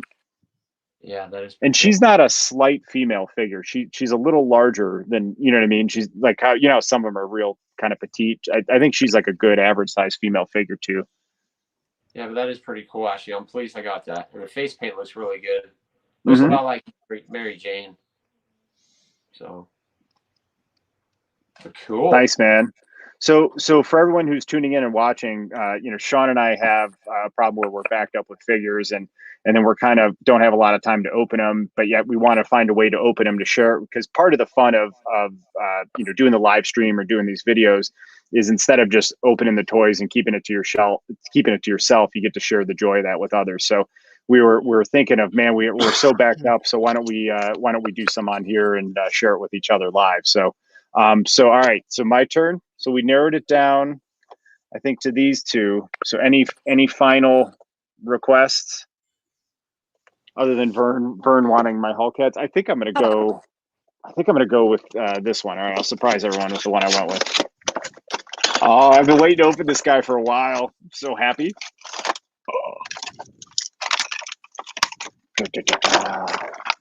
Hey, let me make myself. Yeah. Yep. Check him out, dude. Beta Ray Bill. Ooh. I might sound. Hey. Oh, is it real crinkly? Yeah. All right, hang on. Let me mute my mic here. I'm going to do this. You guys talk. I'm going to mute the mic. So there is a rumor about the actor that is going to play Beta Ray Bill in the upcoming for Love and Thunder, and the rumor is Christian Bale. Have you heard that, Sean? No, I haven't heard that. What do you think about Christian Bale? I mean, he's obviously going to be CGI'd up, so whether you'll be able to, you're probably not going to be able to tell it's him. But yeah, that's one of the rumors that's circulating the trades at the moment. I'm surprised he didn't get canceled. Didn't he get canceled for like beating up his sister and his mom or something crazy like that? Is that the same guy? Christian Bale, Batman? Yeah. No. Did he? No. Really? Yeah. Really? Did he? I do know there was a bit of a scandal with him shouting at someone on set, but God, I haven't heard that. If that's true, no, that's shocking. I didn't hear that at all. Yeah, no, I read that once, but you know how you read shit. You never know. I'd have to look deeper into it. All right, guys, we have Beta Ray Bill. So I actually, real quick on that rumor, I read he's playing Baldur the Brave. Oh, okay. And not Beta Ray Bill. But he'd be cool as Beta Ray Bill, man. First of all, there, I'm gonna make this big screen. I'm so glad I just opened this. Check this dude out, man. He's a big, hefty figure. He's probably on Thor's body. He's awesome. Oh my gosh, dude. So this is like a shiny, like silverish blue here, and you have gold on the shoulders, and then Stormbreaker is massive. I mean, that is a huge, huge piece right there. And then check this out. His head is real neat and articulatable, and his jaw moves. Oh, that's sweet. That's cool is that? Look how big that gets. Oh, dude, his face sculpt is so cool with the helmet. And then what's really neat here with the cape is the cape comes, it sits on kind of like I don't know what you'd call them. There's like a little pin on his shoulder armor. And then it's a circle that goes around this pin. And then it all looks like one piece, and the cape sits on him perfectly. Very nice, very nice, very nice. Yeah. Lovely jubbly, lovely jubbly. Hey, look at that, man. Wow. So what do you guys think watching? What do you guys think of Beta Ray Bill? Dope. Totally dope. Totally dope. All right. Dude, hey, this was a great idea. Like we did it. We got one of these figures open that we want to open. And now I'm just happy. Look how happy I am. I can't help it. This is awesome. All right, Vern, Salacious, do you guys have one, or are you gonna pass? Salacious, you have anything? I've got something. I'm gonna open. It's not as dramatic as what you've just done. But for those of you that haven't seen these Kubrick figures before, this is the one on card. I'm just going to turn this light down. There's a light on my. This is one of these Ryzen cams, and there's a light on it. So let's see if I can get some other. So these are the Kubricks on card, and I didn't want to open that. So I have got Let's see what I can do here. I have got, there we go. I have got one in box that's already been, the box has already been open, and I've already taken them out. So I may as well open this, and it's a little bit of construction. There's not much. Oh, is this going to be noisy as well? Tell me, and I'll I don't think it's quite as bad as. Let me just. Oh, maybe this was a bad idea. Actually, there's a few different compartments. Let's go. Right, there's C-3PO with his eye hanging out, and you can see the monkey lizard comes in little parts. So That is cool. Yeah, if I was to buy something like that, that would be the one right there. That looks so cool. I'm trying to get into it. I'll tell you what, if you go to Vern and I'll come back with this once I've got little pieces open. Oh, Hey, Vern, I want to show you. Where are they? Okay, the one with the not the smile. You can put that one in the middle. Yeah. Ooh. Perfect. Here, I'll do big screen. Yeah, look at that. That looks good. It is really good, isn't it? Yeah. That's pretty impressive. That's impressive, yeah. Really impressive. Yeah, let's open some more. No. I'll do it. I'll rip open another. We can just go crazy here. I've had this guy for a while, so I kind of want to get him up on the shelf with some of my other figures. So I want to pull him out. All right. Do you want to mute while you get the plastic, and we'll let's go to comments. Nope, can't hear you. All right, let's check out the comments. All right, Optic Racer says, "Look, it's Vader's girl." Prentice Ewok says, "Thanks, Sean. You and Salacious inspired me to start doing them. That's really cool." David Newcomb says, "Wish they would do a build-up pack for Rancor for the Black Series." Yes. Oh, yeah. That's great. Yes, do a build-a-figure for Black Series. We would love it. Somebody said, though, that it's the rights are just so expensive. The royalties they have to pay. That's part of why we don't get them. So Optic Racer says, "Wow, those wings and 250. That's a win." Yeah. All right, see it, Vern. All right, so I didn't have one of these new troopers with the better articulation on them, just the remnant one. So that's why I saw this guy at GameStop. I think I had a coupon for the free figure or whatever. So this is the one that I used that coupon for. And I'm actually really impressed with this new articulation that they have in them, just because of the amount of flexibility you have in the arms. I think it's just incredible. Yeah, if you check his head too, his head moves. His whole head moves side to side. It's pretty wild. So he can look down the sights, which it's just an epic figure, man. Yeah, it's actually really, really good. And this figure also has a fake head underneath, or unpainted head, if you can see under the helmet. Yeah. I didn't so Vern, you've used that to do that's what a custom, right? Yeah, that's what I used on that Boba Fett. So apparently this is the new deal for all the troopers there. If you wanted to, you could actually get the helmet off, just paint the head and leave it on, and have a trooper who can take his helmet off.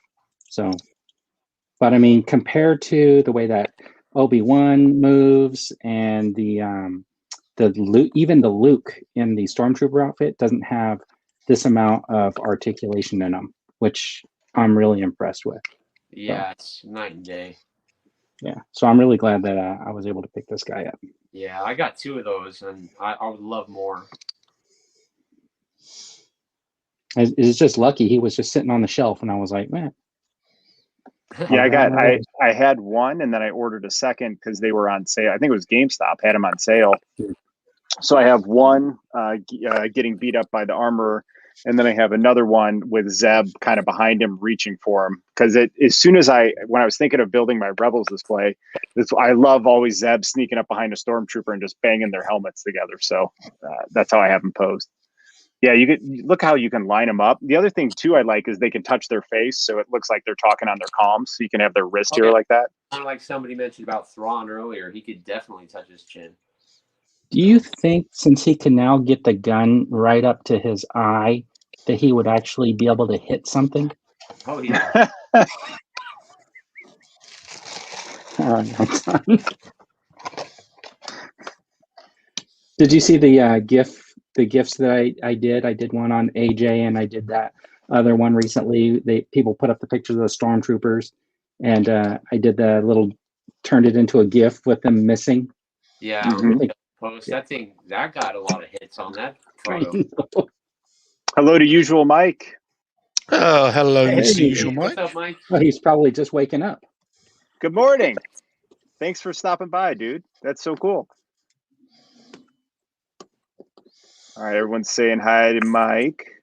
It's a very friendly chat room.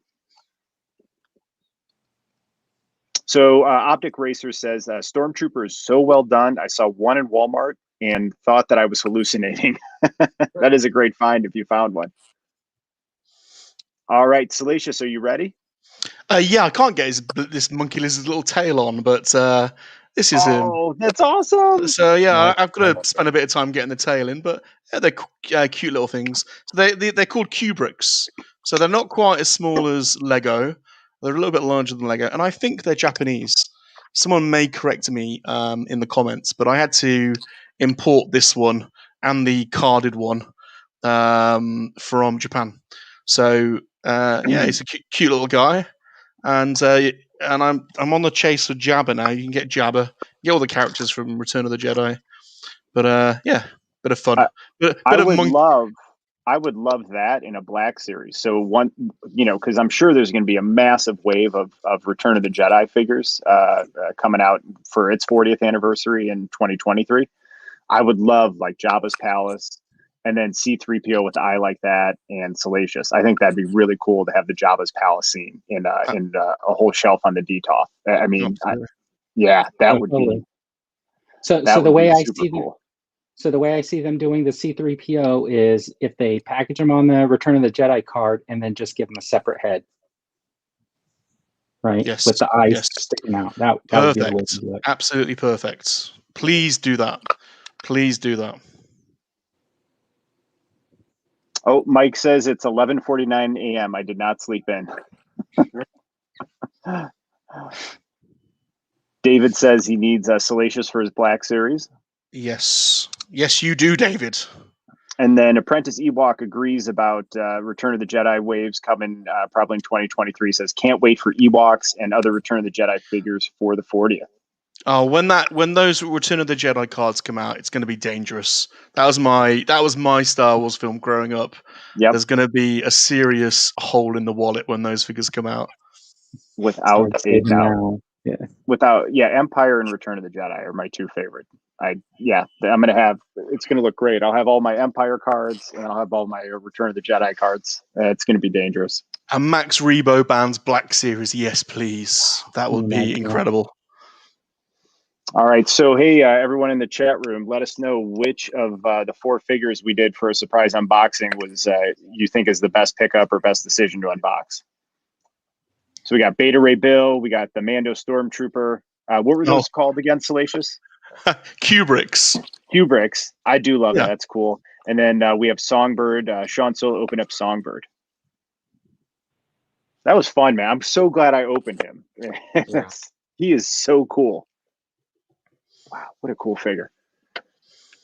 All right. So do you guys want to talk about WandaVision? Sure. Are we ready? Are we ready? Or is there another topic? We could talk about what video games we played this week.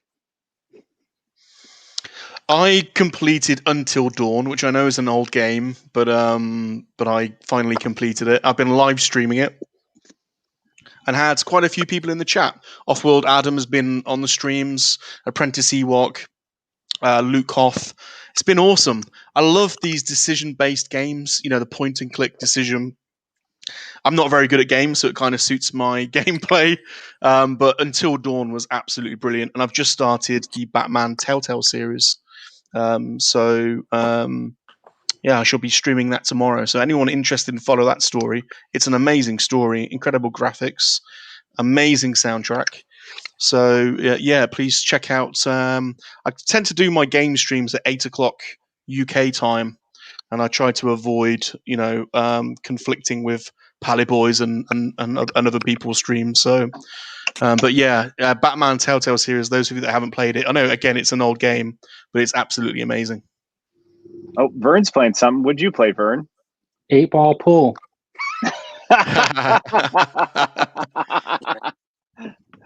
Nice. That's it. That's it. Hey, you contributed this week, man. That's great. Yeah. Sean, what have you been playing? This week, what have I played? Oh, Wipeout XL. I've been playing it on my PS5 as the upgrade. You guys know the Wipeout game where you're on the hover ships, and it's made by a British company. Yes, and the original Wipeout on the first PlayStation was amazing, and it's got a brilliant soundtrack, absolutely brilliant soundtrack. Those of you that are into a bit of German techno, Timo Maas soundtrack on that original Wipeout, check it out. It's amazing. Yep. And sorry, I had to get geeky on the techno there, Sean. Sorry. I'm glad you like that game because I love it. I wonder if we can play online together on that. We'll have to look into that. You have a PlayStation or Xbox? Both, but I'm 100% up for playing that. You'll probably spank me because I know you're a platinum trophy hunter. But I got platinum on those ones, but not the new ones. They're really hard, man. Because there's some where you have to get it within 7 seconds, and you have to get it all perfected. But anyway, I also played Sackboy again with my daughter this morning, and that's a great family game because you go and you collect little bells to get new costumes and. My daughter puts on the little hats and the glasses, and I had a good time. And I can be a clown and wear a tiger suit with, with hat and stuff. Is fun. But, nice. This week. So I have been playing Watch Dogs Legion, the sequel, and I enjoy that quite a bit because you can either with Watch Dogs you don't have one character, you recruit this whole network, and they all have different skills, and you can switch between them. So I actually recruited this beekeeper. They could shoot or has trained bees that could go and kill the guards, when you go enter a room and stuff. So that game's a little fun. That's it. That's in London, isn't it, dude? That's the one I've been posting on Twitter, the pictures of it in London. So I feel like I'm getting to tour around London. I wonder how accurate it is. Maybe the landmarks are, but it's kind of neat just seeing the different neighborhoods and how it's designed. And it seems like there's railroad tracks running through really old buildings, on their roofs. Is that real in London? It looks really cool how they have it. I'll check it out and I'll let you know. Yeah, I don't know. I've never description doesn't ring a bell, but yeah, it was this neat section where it was this railroad tracks that come up, and then in the background, the egg is way off in the background from the angle it was, and then they run right through the rooftops of these old buildings. It was kind of interesting. So. But yeah, who knows how much of it's real versus what the developers make up. But I decided today I hadn't played Ghost of Tsushima in a little while, so I'm going to restart that back up again. I really enjoyed that game. It's a lot of fun. So we have some comments here about video games. First of all, Chris Ranger says Beta Ray Bill. I agree. That was an excellent figure. David Newcomb is still waiting for the Cantina band set. Aren't we all, buddy? Aren't we all? Josh Wallen says he printed a Salacious and Scale with the Black Series, but he hasn't had a chance to get them painted up yet. Oh, Very Josh, Josh, I want to, Josh. Yes, Josh. There is literally not much I wouldn't do for one of those. Hey, Josh, send me the file. I'll print one. So our buddy Usual Mike, who just woke up, he sleeps until 11. Apparently, we're going to spread this rumor. He says he expects 3 waves of Return of the Jedi Black Series carded figures at 6 per wave, not counting exclusives. I'll take 18 carded figures. There was 19 for Empire Strikes Back. Well, that's too nice. What is that? That can be fairly accurate because you're already looking at the indoor figures, Boba Fett. You know that Lando's coming, right? That's that Lando looks so cool. Yeah, there's already 2 Ewoks that we know of, right? 2, and then you got Spring Break Leia. You got to have Spring Break Leia. Yeah. You got to have, well, you probably wouldn't do a card of Jabba, but you have a Spring Break Leia. You need Jabba would be a deluxe figure probably. Yep, and they're gonna repack the whole Return of the Jedi figures from Endor, so those will be on cards. That's what I was saying. You have all 3, that. Yeah. Yep. Then they'll probably have a 9 num or whatever because he flew with Lando, right? I'm guessing A Palpatine in card. Skiff guards. You're gonna have the Gourmet guard again. Because it has a Return of the Palpatine, Jedi picture on Carbonite. So. Yeah, the Oh, and I want Leia in the what's it, Bouche? In her bounty hunter. Yeah. Oh, dude, that's like top of my wish list is Leia in the Bouche outfit. Black Series Ula, please. Yep. Oh yes, a Black Series Ula, and yeah, I definitely want a Spring Break Leia. Yes, that one. Yes. Yeah, there you go. Bouche. I mean, this was actually a really good figure, but the new one, of course, will have an updated head sculpt instead of whoever this is. Janet Fisher. Yeah. David Newcomb said C-3PO and Salacious. Yes, please. Yes, please. And then you know that Chewbacca will come. Oh no, that was Empire. Yeah. They'll do hopefully an updated Chewbacca where he's even looking a little shabbier.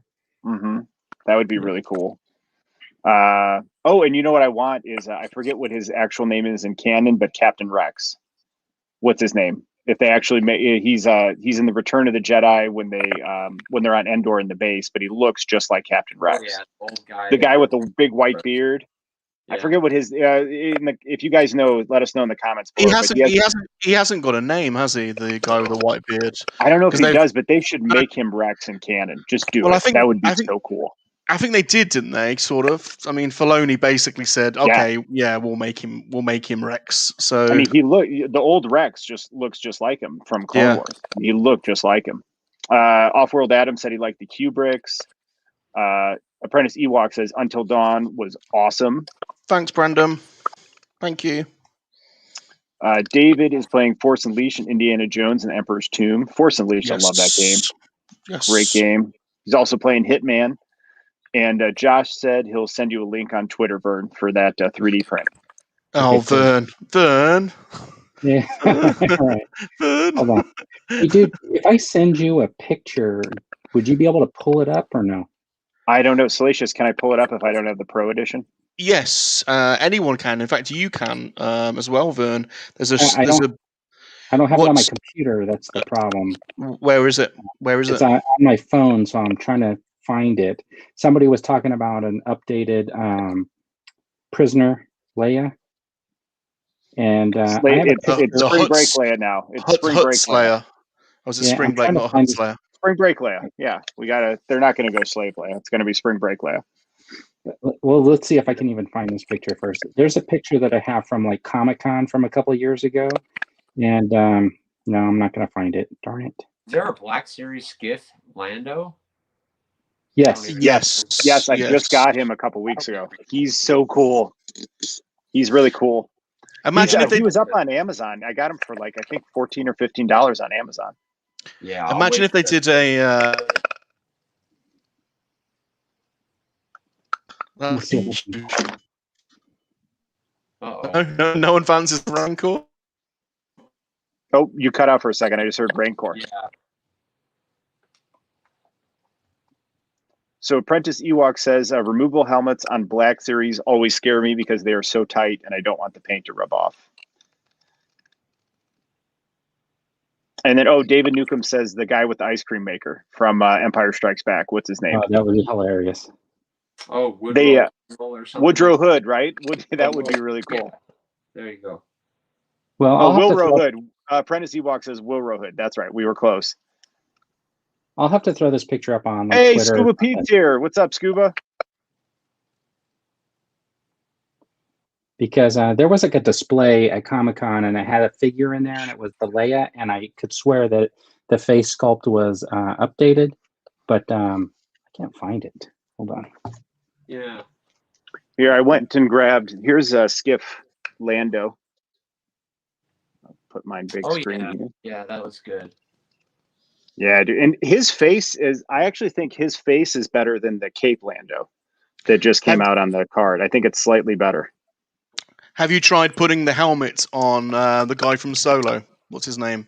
Beckett. No, I haven't. That's a great idea because I haven't taken this out yet. That's a great idea. Oh, there you go. This is a cool Lando. I love that Lando, man. That's such a cool one.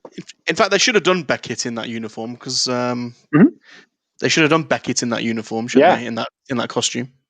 Totally. That was a great Easter egg when he came out in that costume.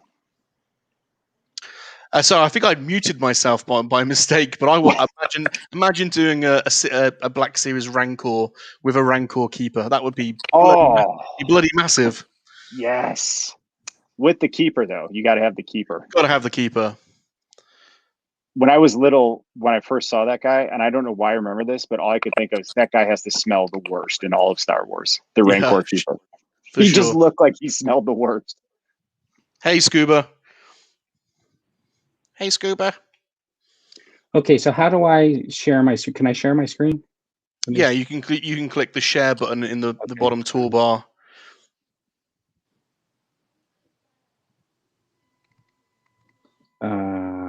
Okay, hold on. I think I have to.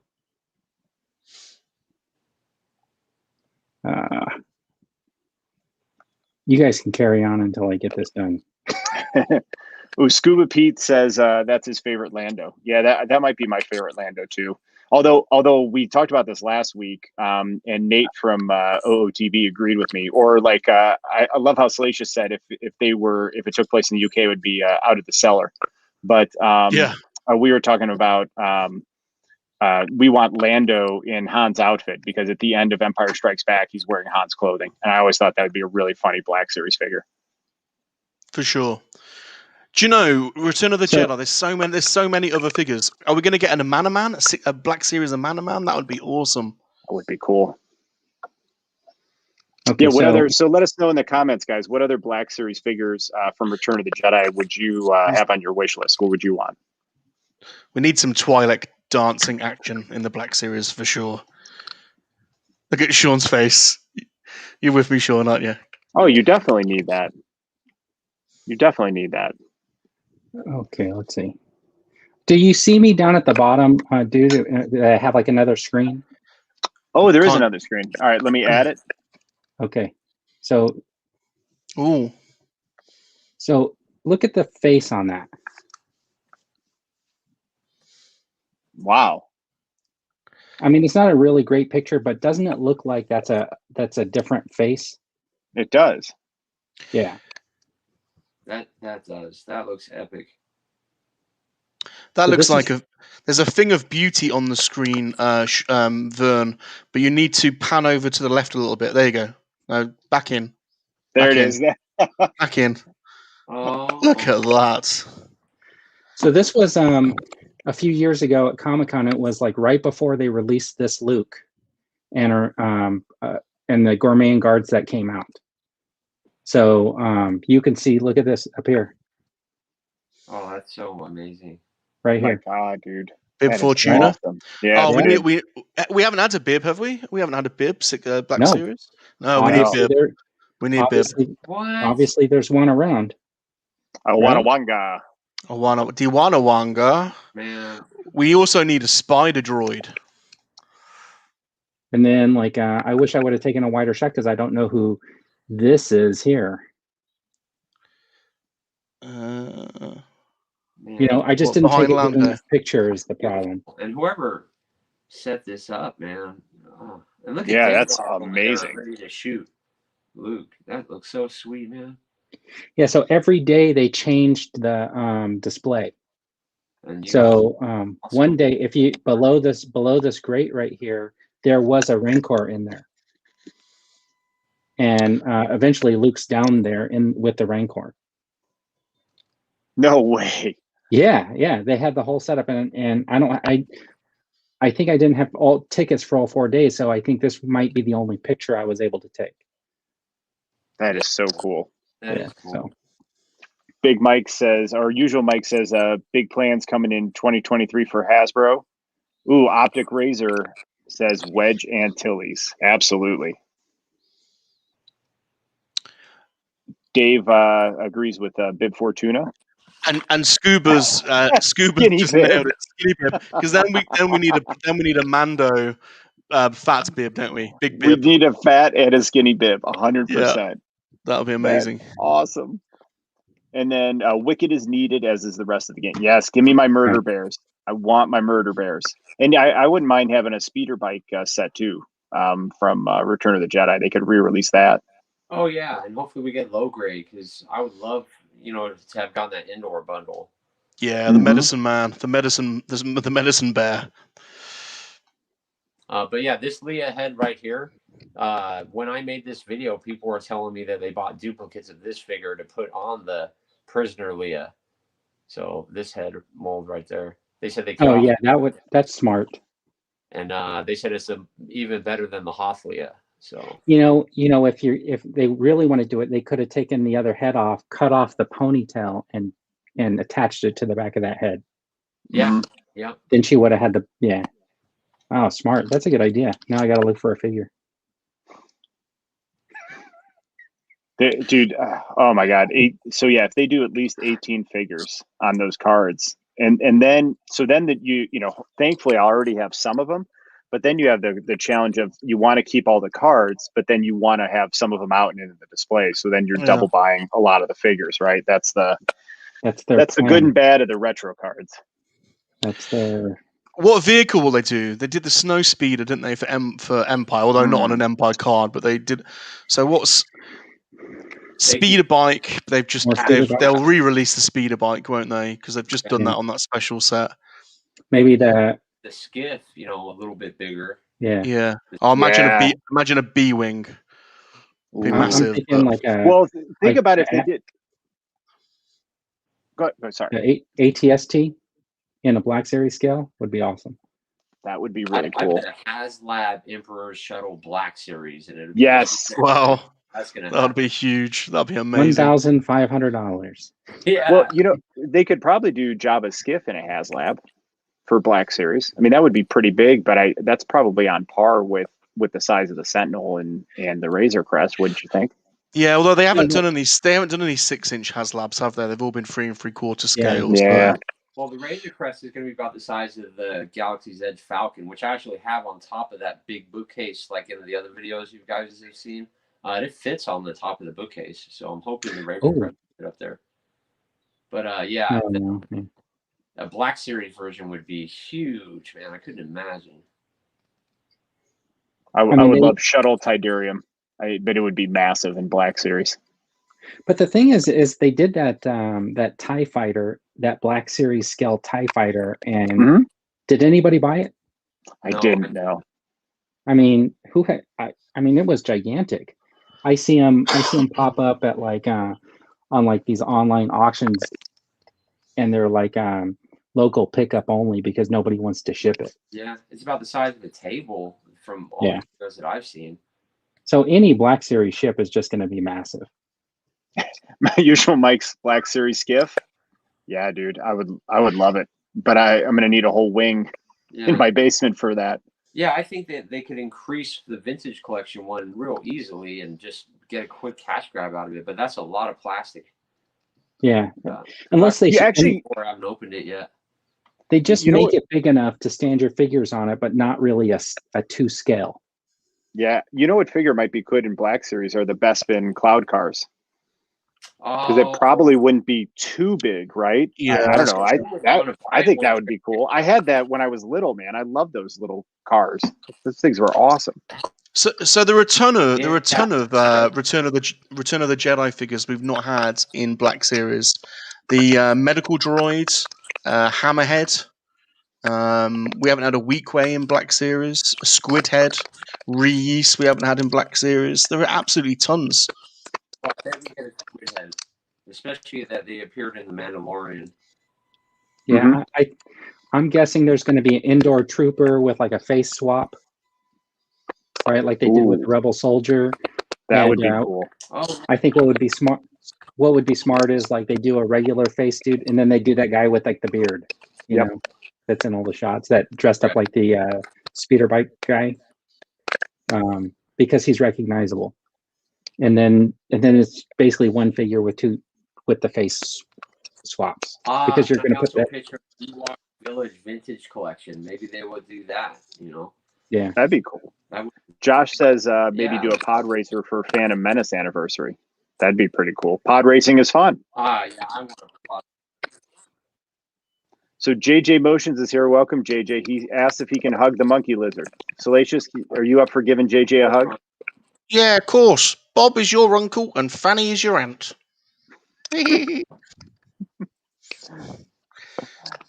Ooh, Optics Racer is asking about the Voltron behind Sean. Yep, and I've got all these weapons and stuff too.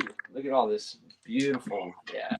But yeah, he's from 1980 Posh Palace, the OG right there, the original stickers, and I cried and cried to get that, and yeah, got it.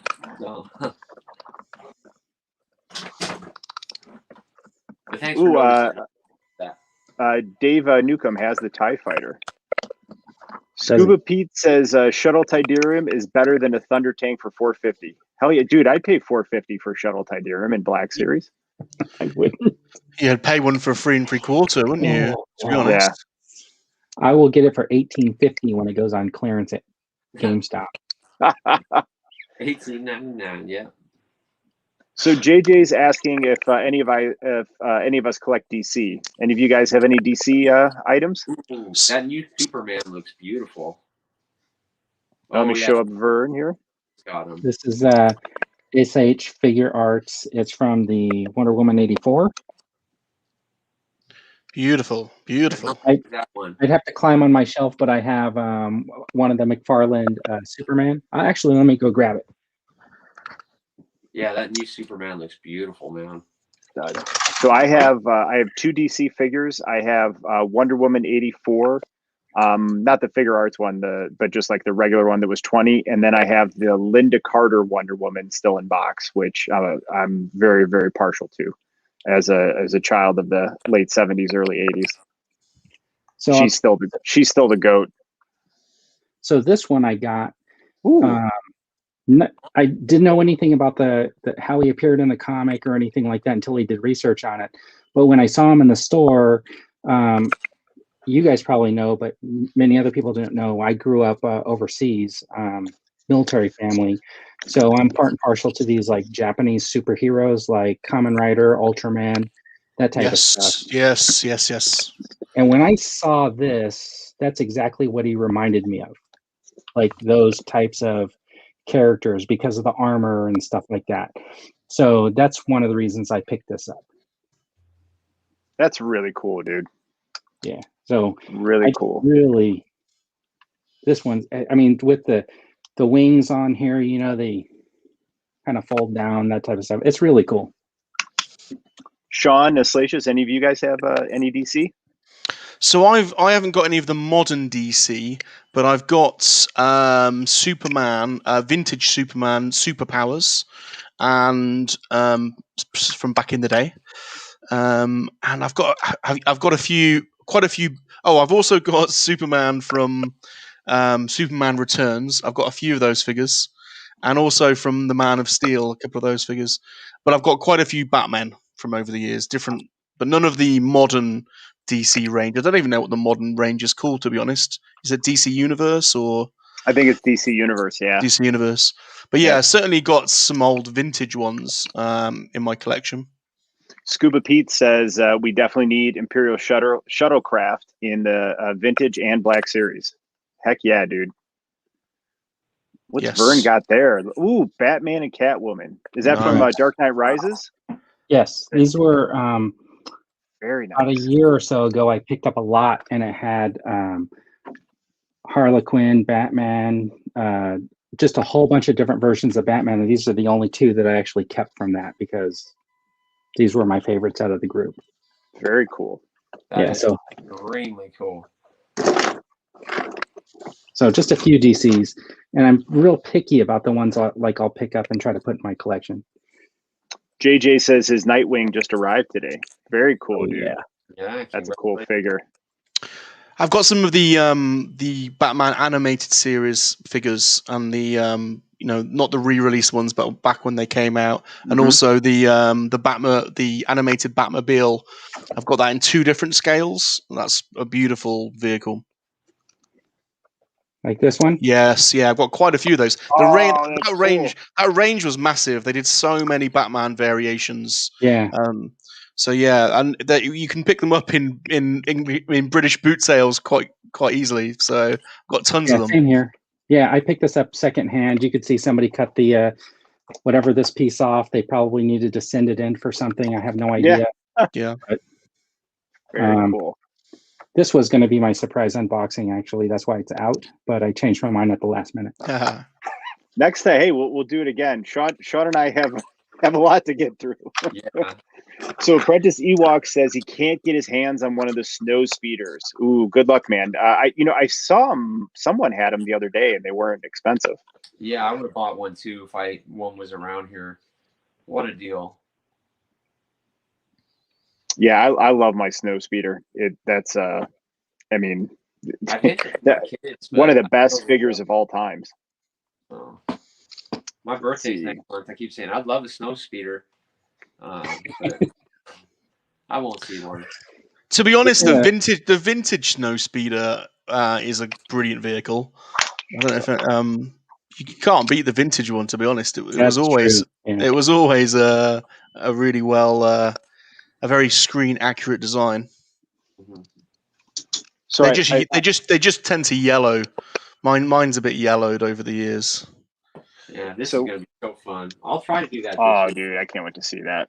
Yeah, I don't know why I picked Pose over this one. I think it was Boss Bounty's review said to get Pose over the Lukes, or maybe it was only one Kenobi. Yeah, it was only one. Yeah. So, but that's why I love Pose. Optic Racer got the Linda Carter Wonder Woman as well. Black Series has made Dave broke. Me too. Yeah. You and me both, Mr. David. So Josh says the Harley Quinn animated series is awesome. And then David pre-ordered his from Best Buy when it first went up. So earlier we were Vern, who bought their own gift? Was that you? The wave was for yourself, right? Okay. So I went and grabbed something. So pro tip, always buy your own birthday or Christmas gift and then just have your wife wrap it. The last time I didn't do that, this was a gift she gave me. It's sweet. It's sweet.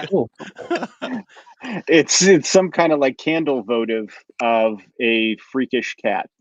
So always pick out your own gifts. Oh, bless. Yeah, that's cool. Thought that counts, Yeah. It is a thought that counts. You could stick an action figure in there, get a little monkey lizard. Something with it. You could totally be a set piece, like in the background. Yeah, it's almost like a Tuscan, village. You could, get some Tuscan raiders. So, do you guys want to chat about WandaVision? Yeah, we better wrap it up. My phone's gonna die in a minute. Yeah. Perfect. All right, guys. All right. So, what'd you think of WandaVision? Dope. Yeah. Totally getting much better. I mean, I liked it from the beginning, but I really like the way it's going. I actually thought that I thought that when she went to the party and I thought that was the lady from the Hellfire Club or whatever. That's who it was going to be. Oh, interesting. Susan Storm. No, the witch. No, I know who you're thinking of. Now I'm totally blanking on her. Emma Frost. Yeah. Sorry, Emma Frost. So I imagine that's Emma Frost, and I was like wondering if maybe she's amplifying her power. Interesting theory. Very interesting. And maybe she's manipulating her into continuing to do that somehow. I don't know if it has to do with like the kids or whatever, but I don't know. That's just what I was thinking. So something I found interesting, a theory I have, was when Sparky died. Yep, there's Emma Frost. When Sparky died, Agnes was holding her, and you had Wiccan and Speed there, and they kept saying, "Just bring her back, bring the dog back to life, bring the dog back to life." And then Wanda looked at them, and it was like odd, like there's certain moments in the show where they break the show character and they become Yes. real. And she became very real in that moment. She says, I don't have the power to do that. I can't do some things I can't do. Right.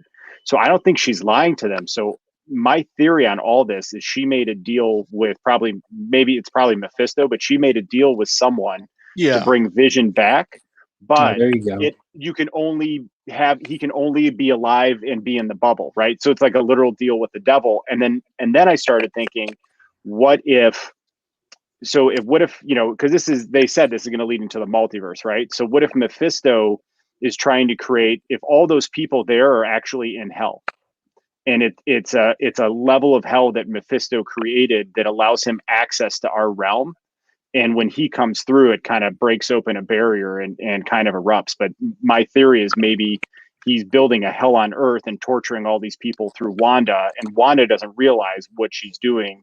She just knows they have to stay in the bubble, because she said to him several times, this is our home. We can't leave. This is our home, right? So I think if he leaves the bubble, it's all over. What do you guys think of that? I think that's a bloody good theory, to be honest. Yeah, it's like she's definitely done a deal with Mephisto. There's Mephisto imagery all the way through the show, and in fact, I was on YouTube today, and they did a close up of one of the scenes, and there's almost like Mephisto in the wallpaper. I don't know if that's an optical illusion or not, but yeah, that's a good theory. And I suppose for all the other characters that aren't enjoying it, it's like a purgatory for them. And it's like a rift, a multi-dimensional rift that. She's but like a rift into the multiverse, because we then saw Quicksilver at the end, right? Yes. So that was my other question: is that really Pietro Quicksilver, or is it a misdirect? The one thing that again, thinking of the multiverse theory, is the kids had asked her about her brother, so she was thinking of him. But remember, she can't bring anyone, according to my theory, she can't bring anyone back to life. So if she wants Pietro, how does she get him there? Is she manifests him from the X-Men universe. And that opens a rift for them to bring figures in, because her Pietro is alive. Because when she looked at him, because remember, she can read minds and stuff, right? So when she looked at him, he looked familiar, but it wasn't until she really looked through him that she then said, wait, is that Pietro?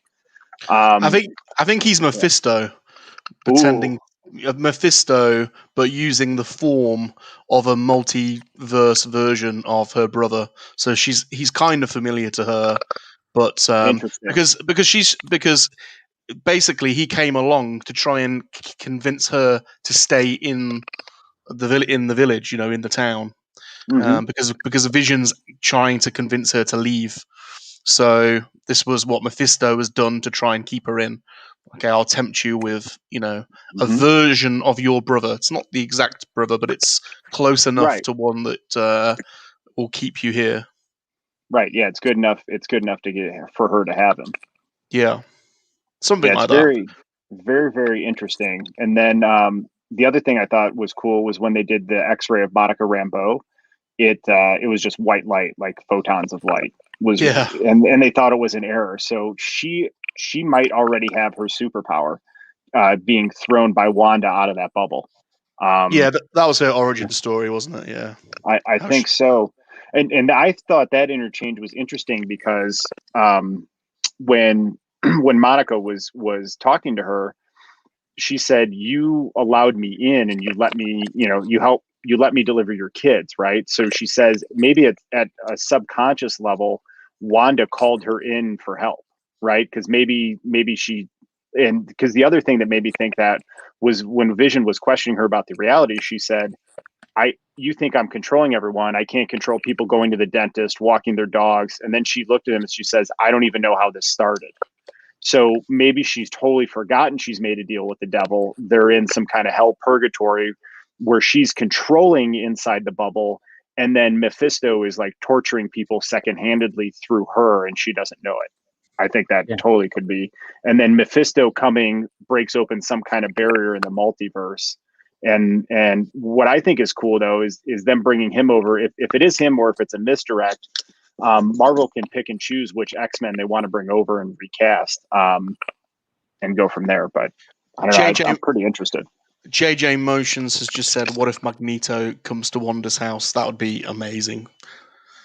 Which one would you want though? Would you want Ian McKellen or would you want Fassbender? Is he too young? Really? It'd be good if Ian McKellen showed up as Magneto. That would be amazing, or a version of Magneto. Yep, dude. So here's the other thing that made me think it could be Pietro.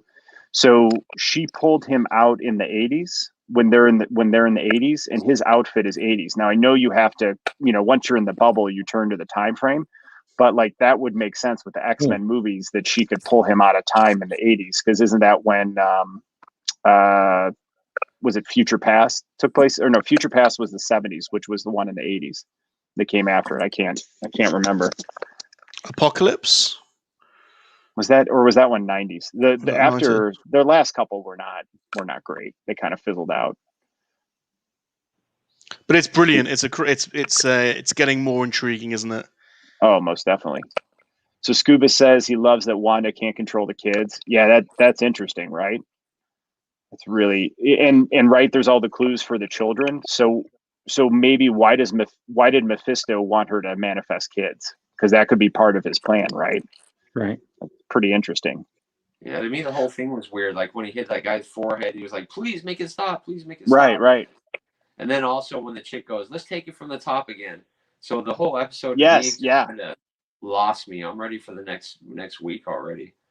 Yep. Yeah. So what I'm wondering is she, because if she really is like the Agatha Harkness character from the comics, is she a friend or foe to Wanda?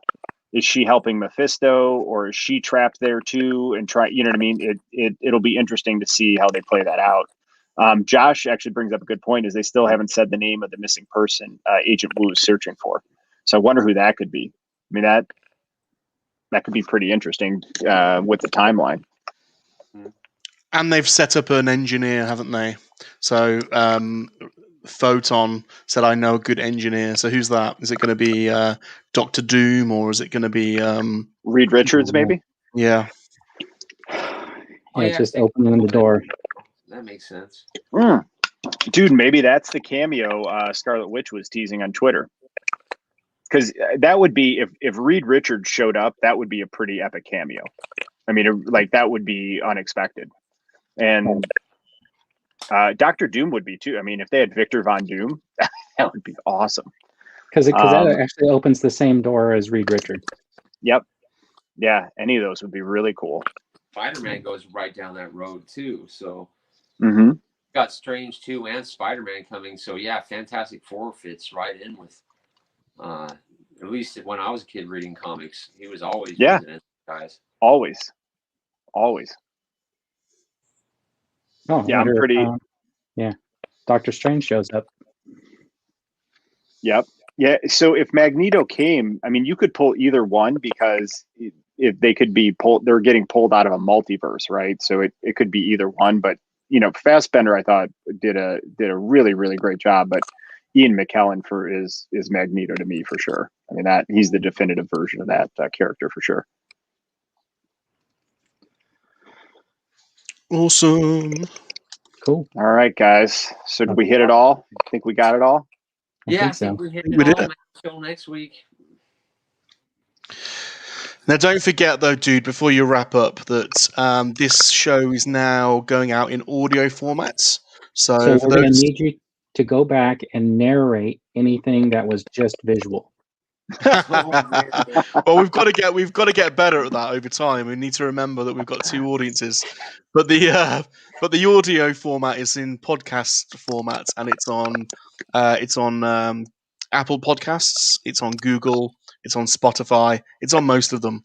So if you are somebody that listens to late night podcasts, please go and subscribe and follow us. And if any of you have got iPhones and you've got the podcast app, please go and give us a 5-star review and leave us a comment, because that will help us start to climb the chart, and that increases visibility on the Apple platform. So we would really appreciate you going and doing that. Same on Spotify. Even if you're going to watch us on YouTube, but you do have the Spotify app, please go and follow us and give us a 5-star review. That would be amazing. Awesome. And thanks to everyone. Josh had a quick comment, and I think this is brilliant. He says he thinks they'll have the Avengers Tower being purchased by the Fantastic Four and turned into the Baxter Building. That would be really cool. That's a good shout. Yeah. That would be. Oh, dude, you know who else could be cool? Would be Norman Osborn, isn't it? Is he a physicist? What's Burns tickled? What's right? You ever been in one of those meetings where it's like wrapping up? Yeah. You got one more question. One more. The dude's excited. The dude's excited. I love it. I'm just saying, dude, you need everyone in the stream. Dude, we need to tell everyone our YouTube channel so everyone can go and subscribe to them. All right, I'm just clicking all these links here, saying goodbye to everyone. Thank you guys. So I am a Dude's Nerdery on YouTube. So thank you guys for watching. You're actually watching on my channel tonight. And then why don't we go below me, Sean? What's your channel? Sean Solo 8, and I play with toys on my channel. I'm Salacious Rum. So it's at Salacious Rum, Twitter, Instagram, and on YouTube. And Salacious_Rum on TikTok. Come and follow me for Monkey Lizard Madness. Nice. Ochre Studios, and I think I carried that over to Twitter too. So, yep. Thank you guys so much for hanging out with us tonight, man. We just love talking about toys, movies, video games. It's just fun to have people to share this with, and the real fun part of the stream is just how active the comments are. And it's tonight's my first time driving, and it's hard to keep up with them, and that's so cool, man. So thank you everyone for participating and showing up and hanging out. Yep, thanks everyone. Thanks everyone. All right, we'll see you real soon.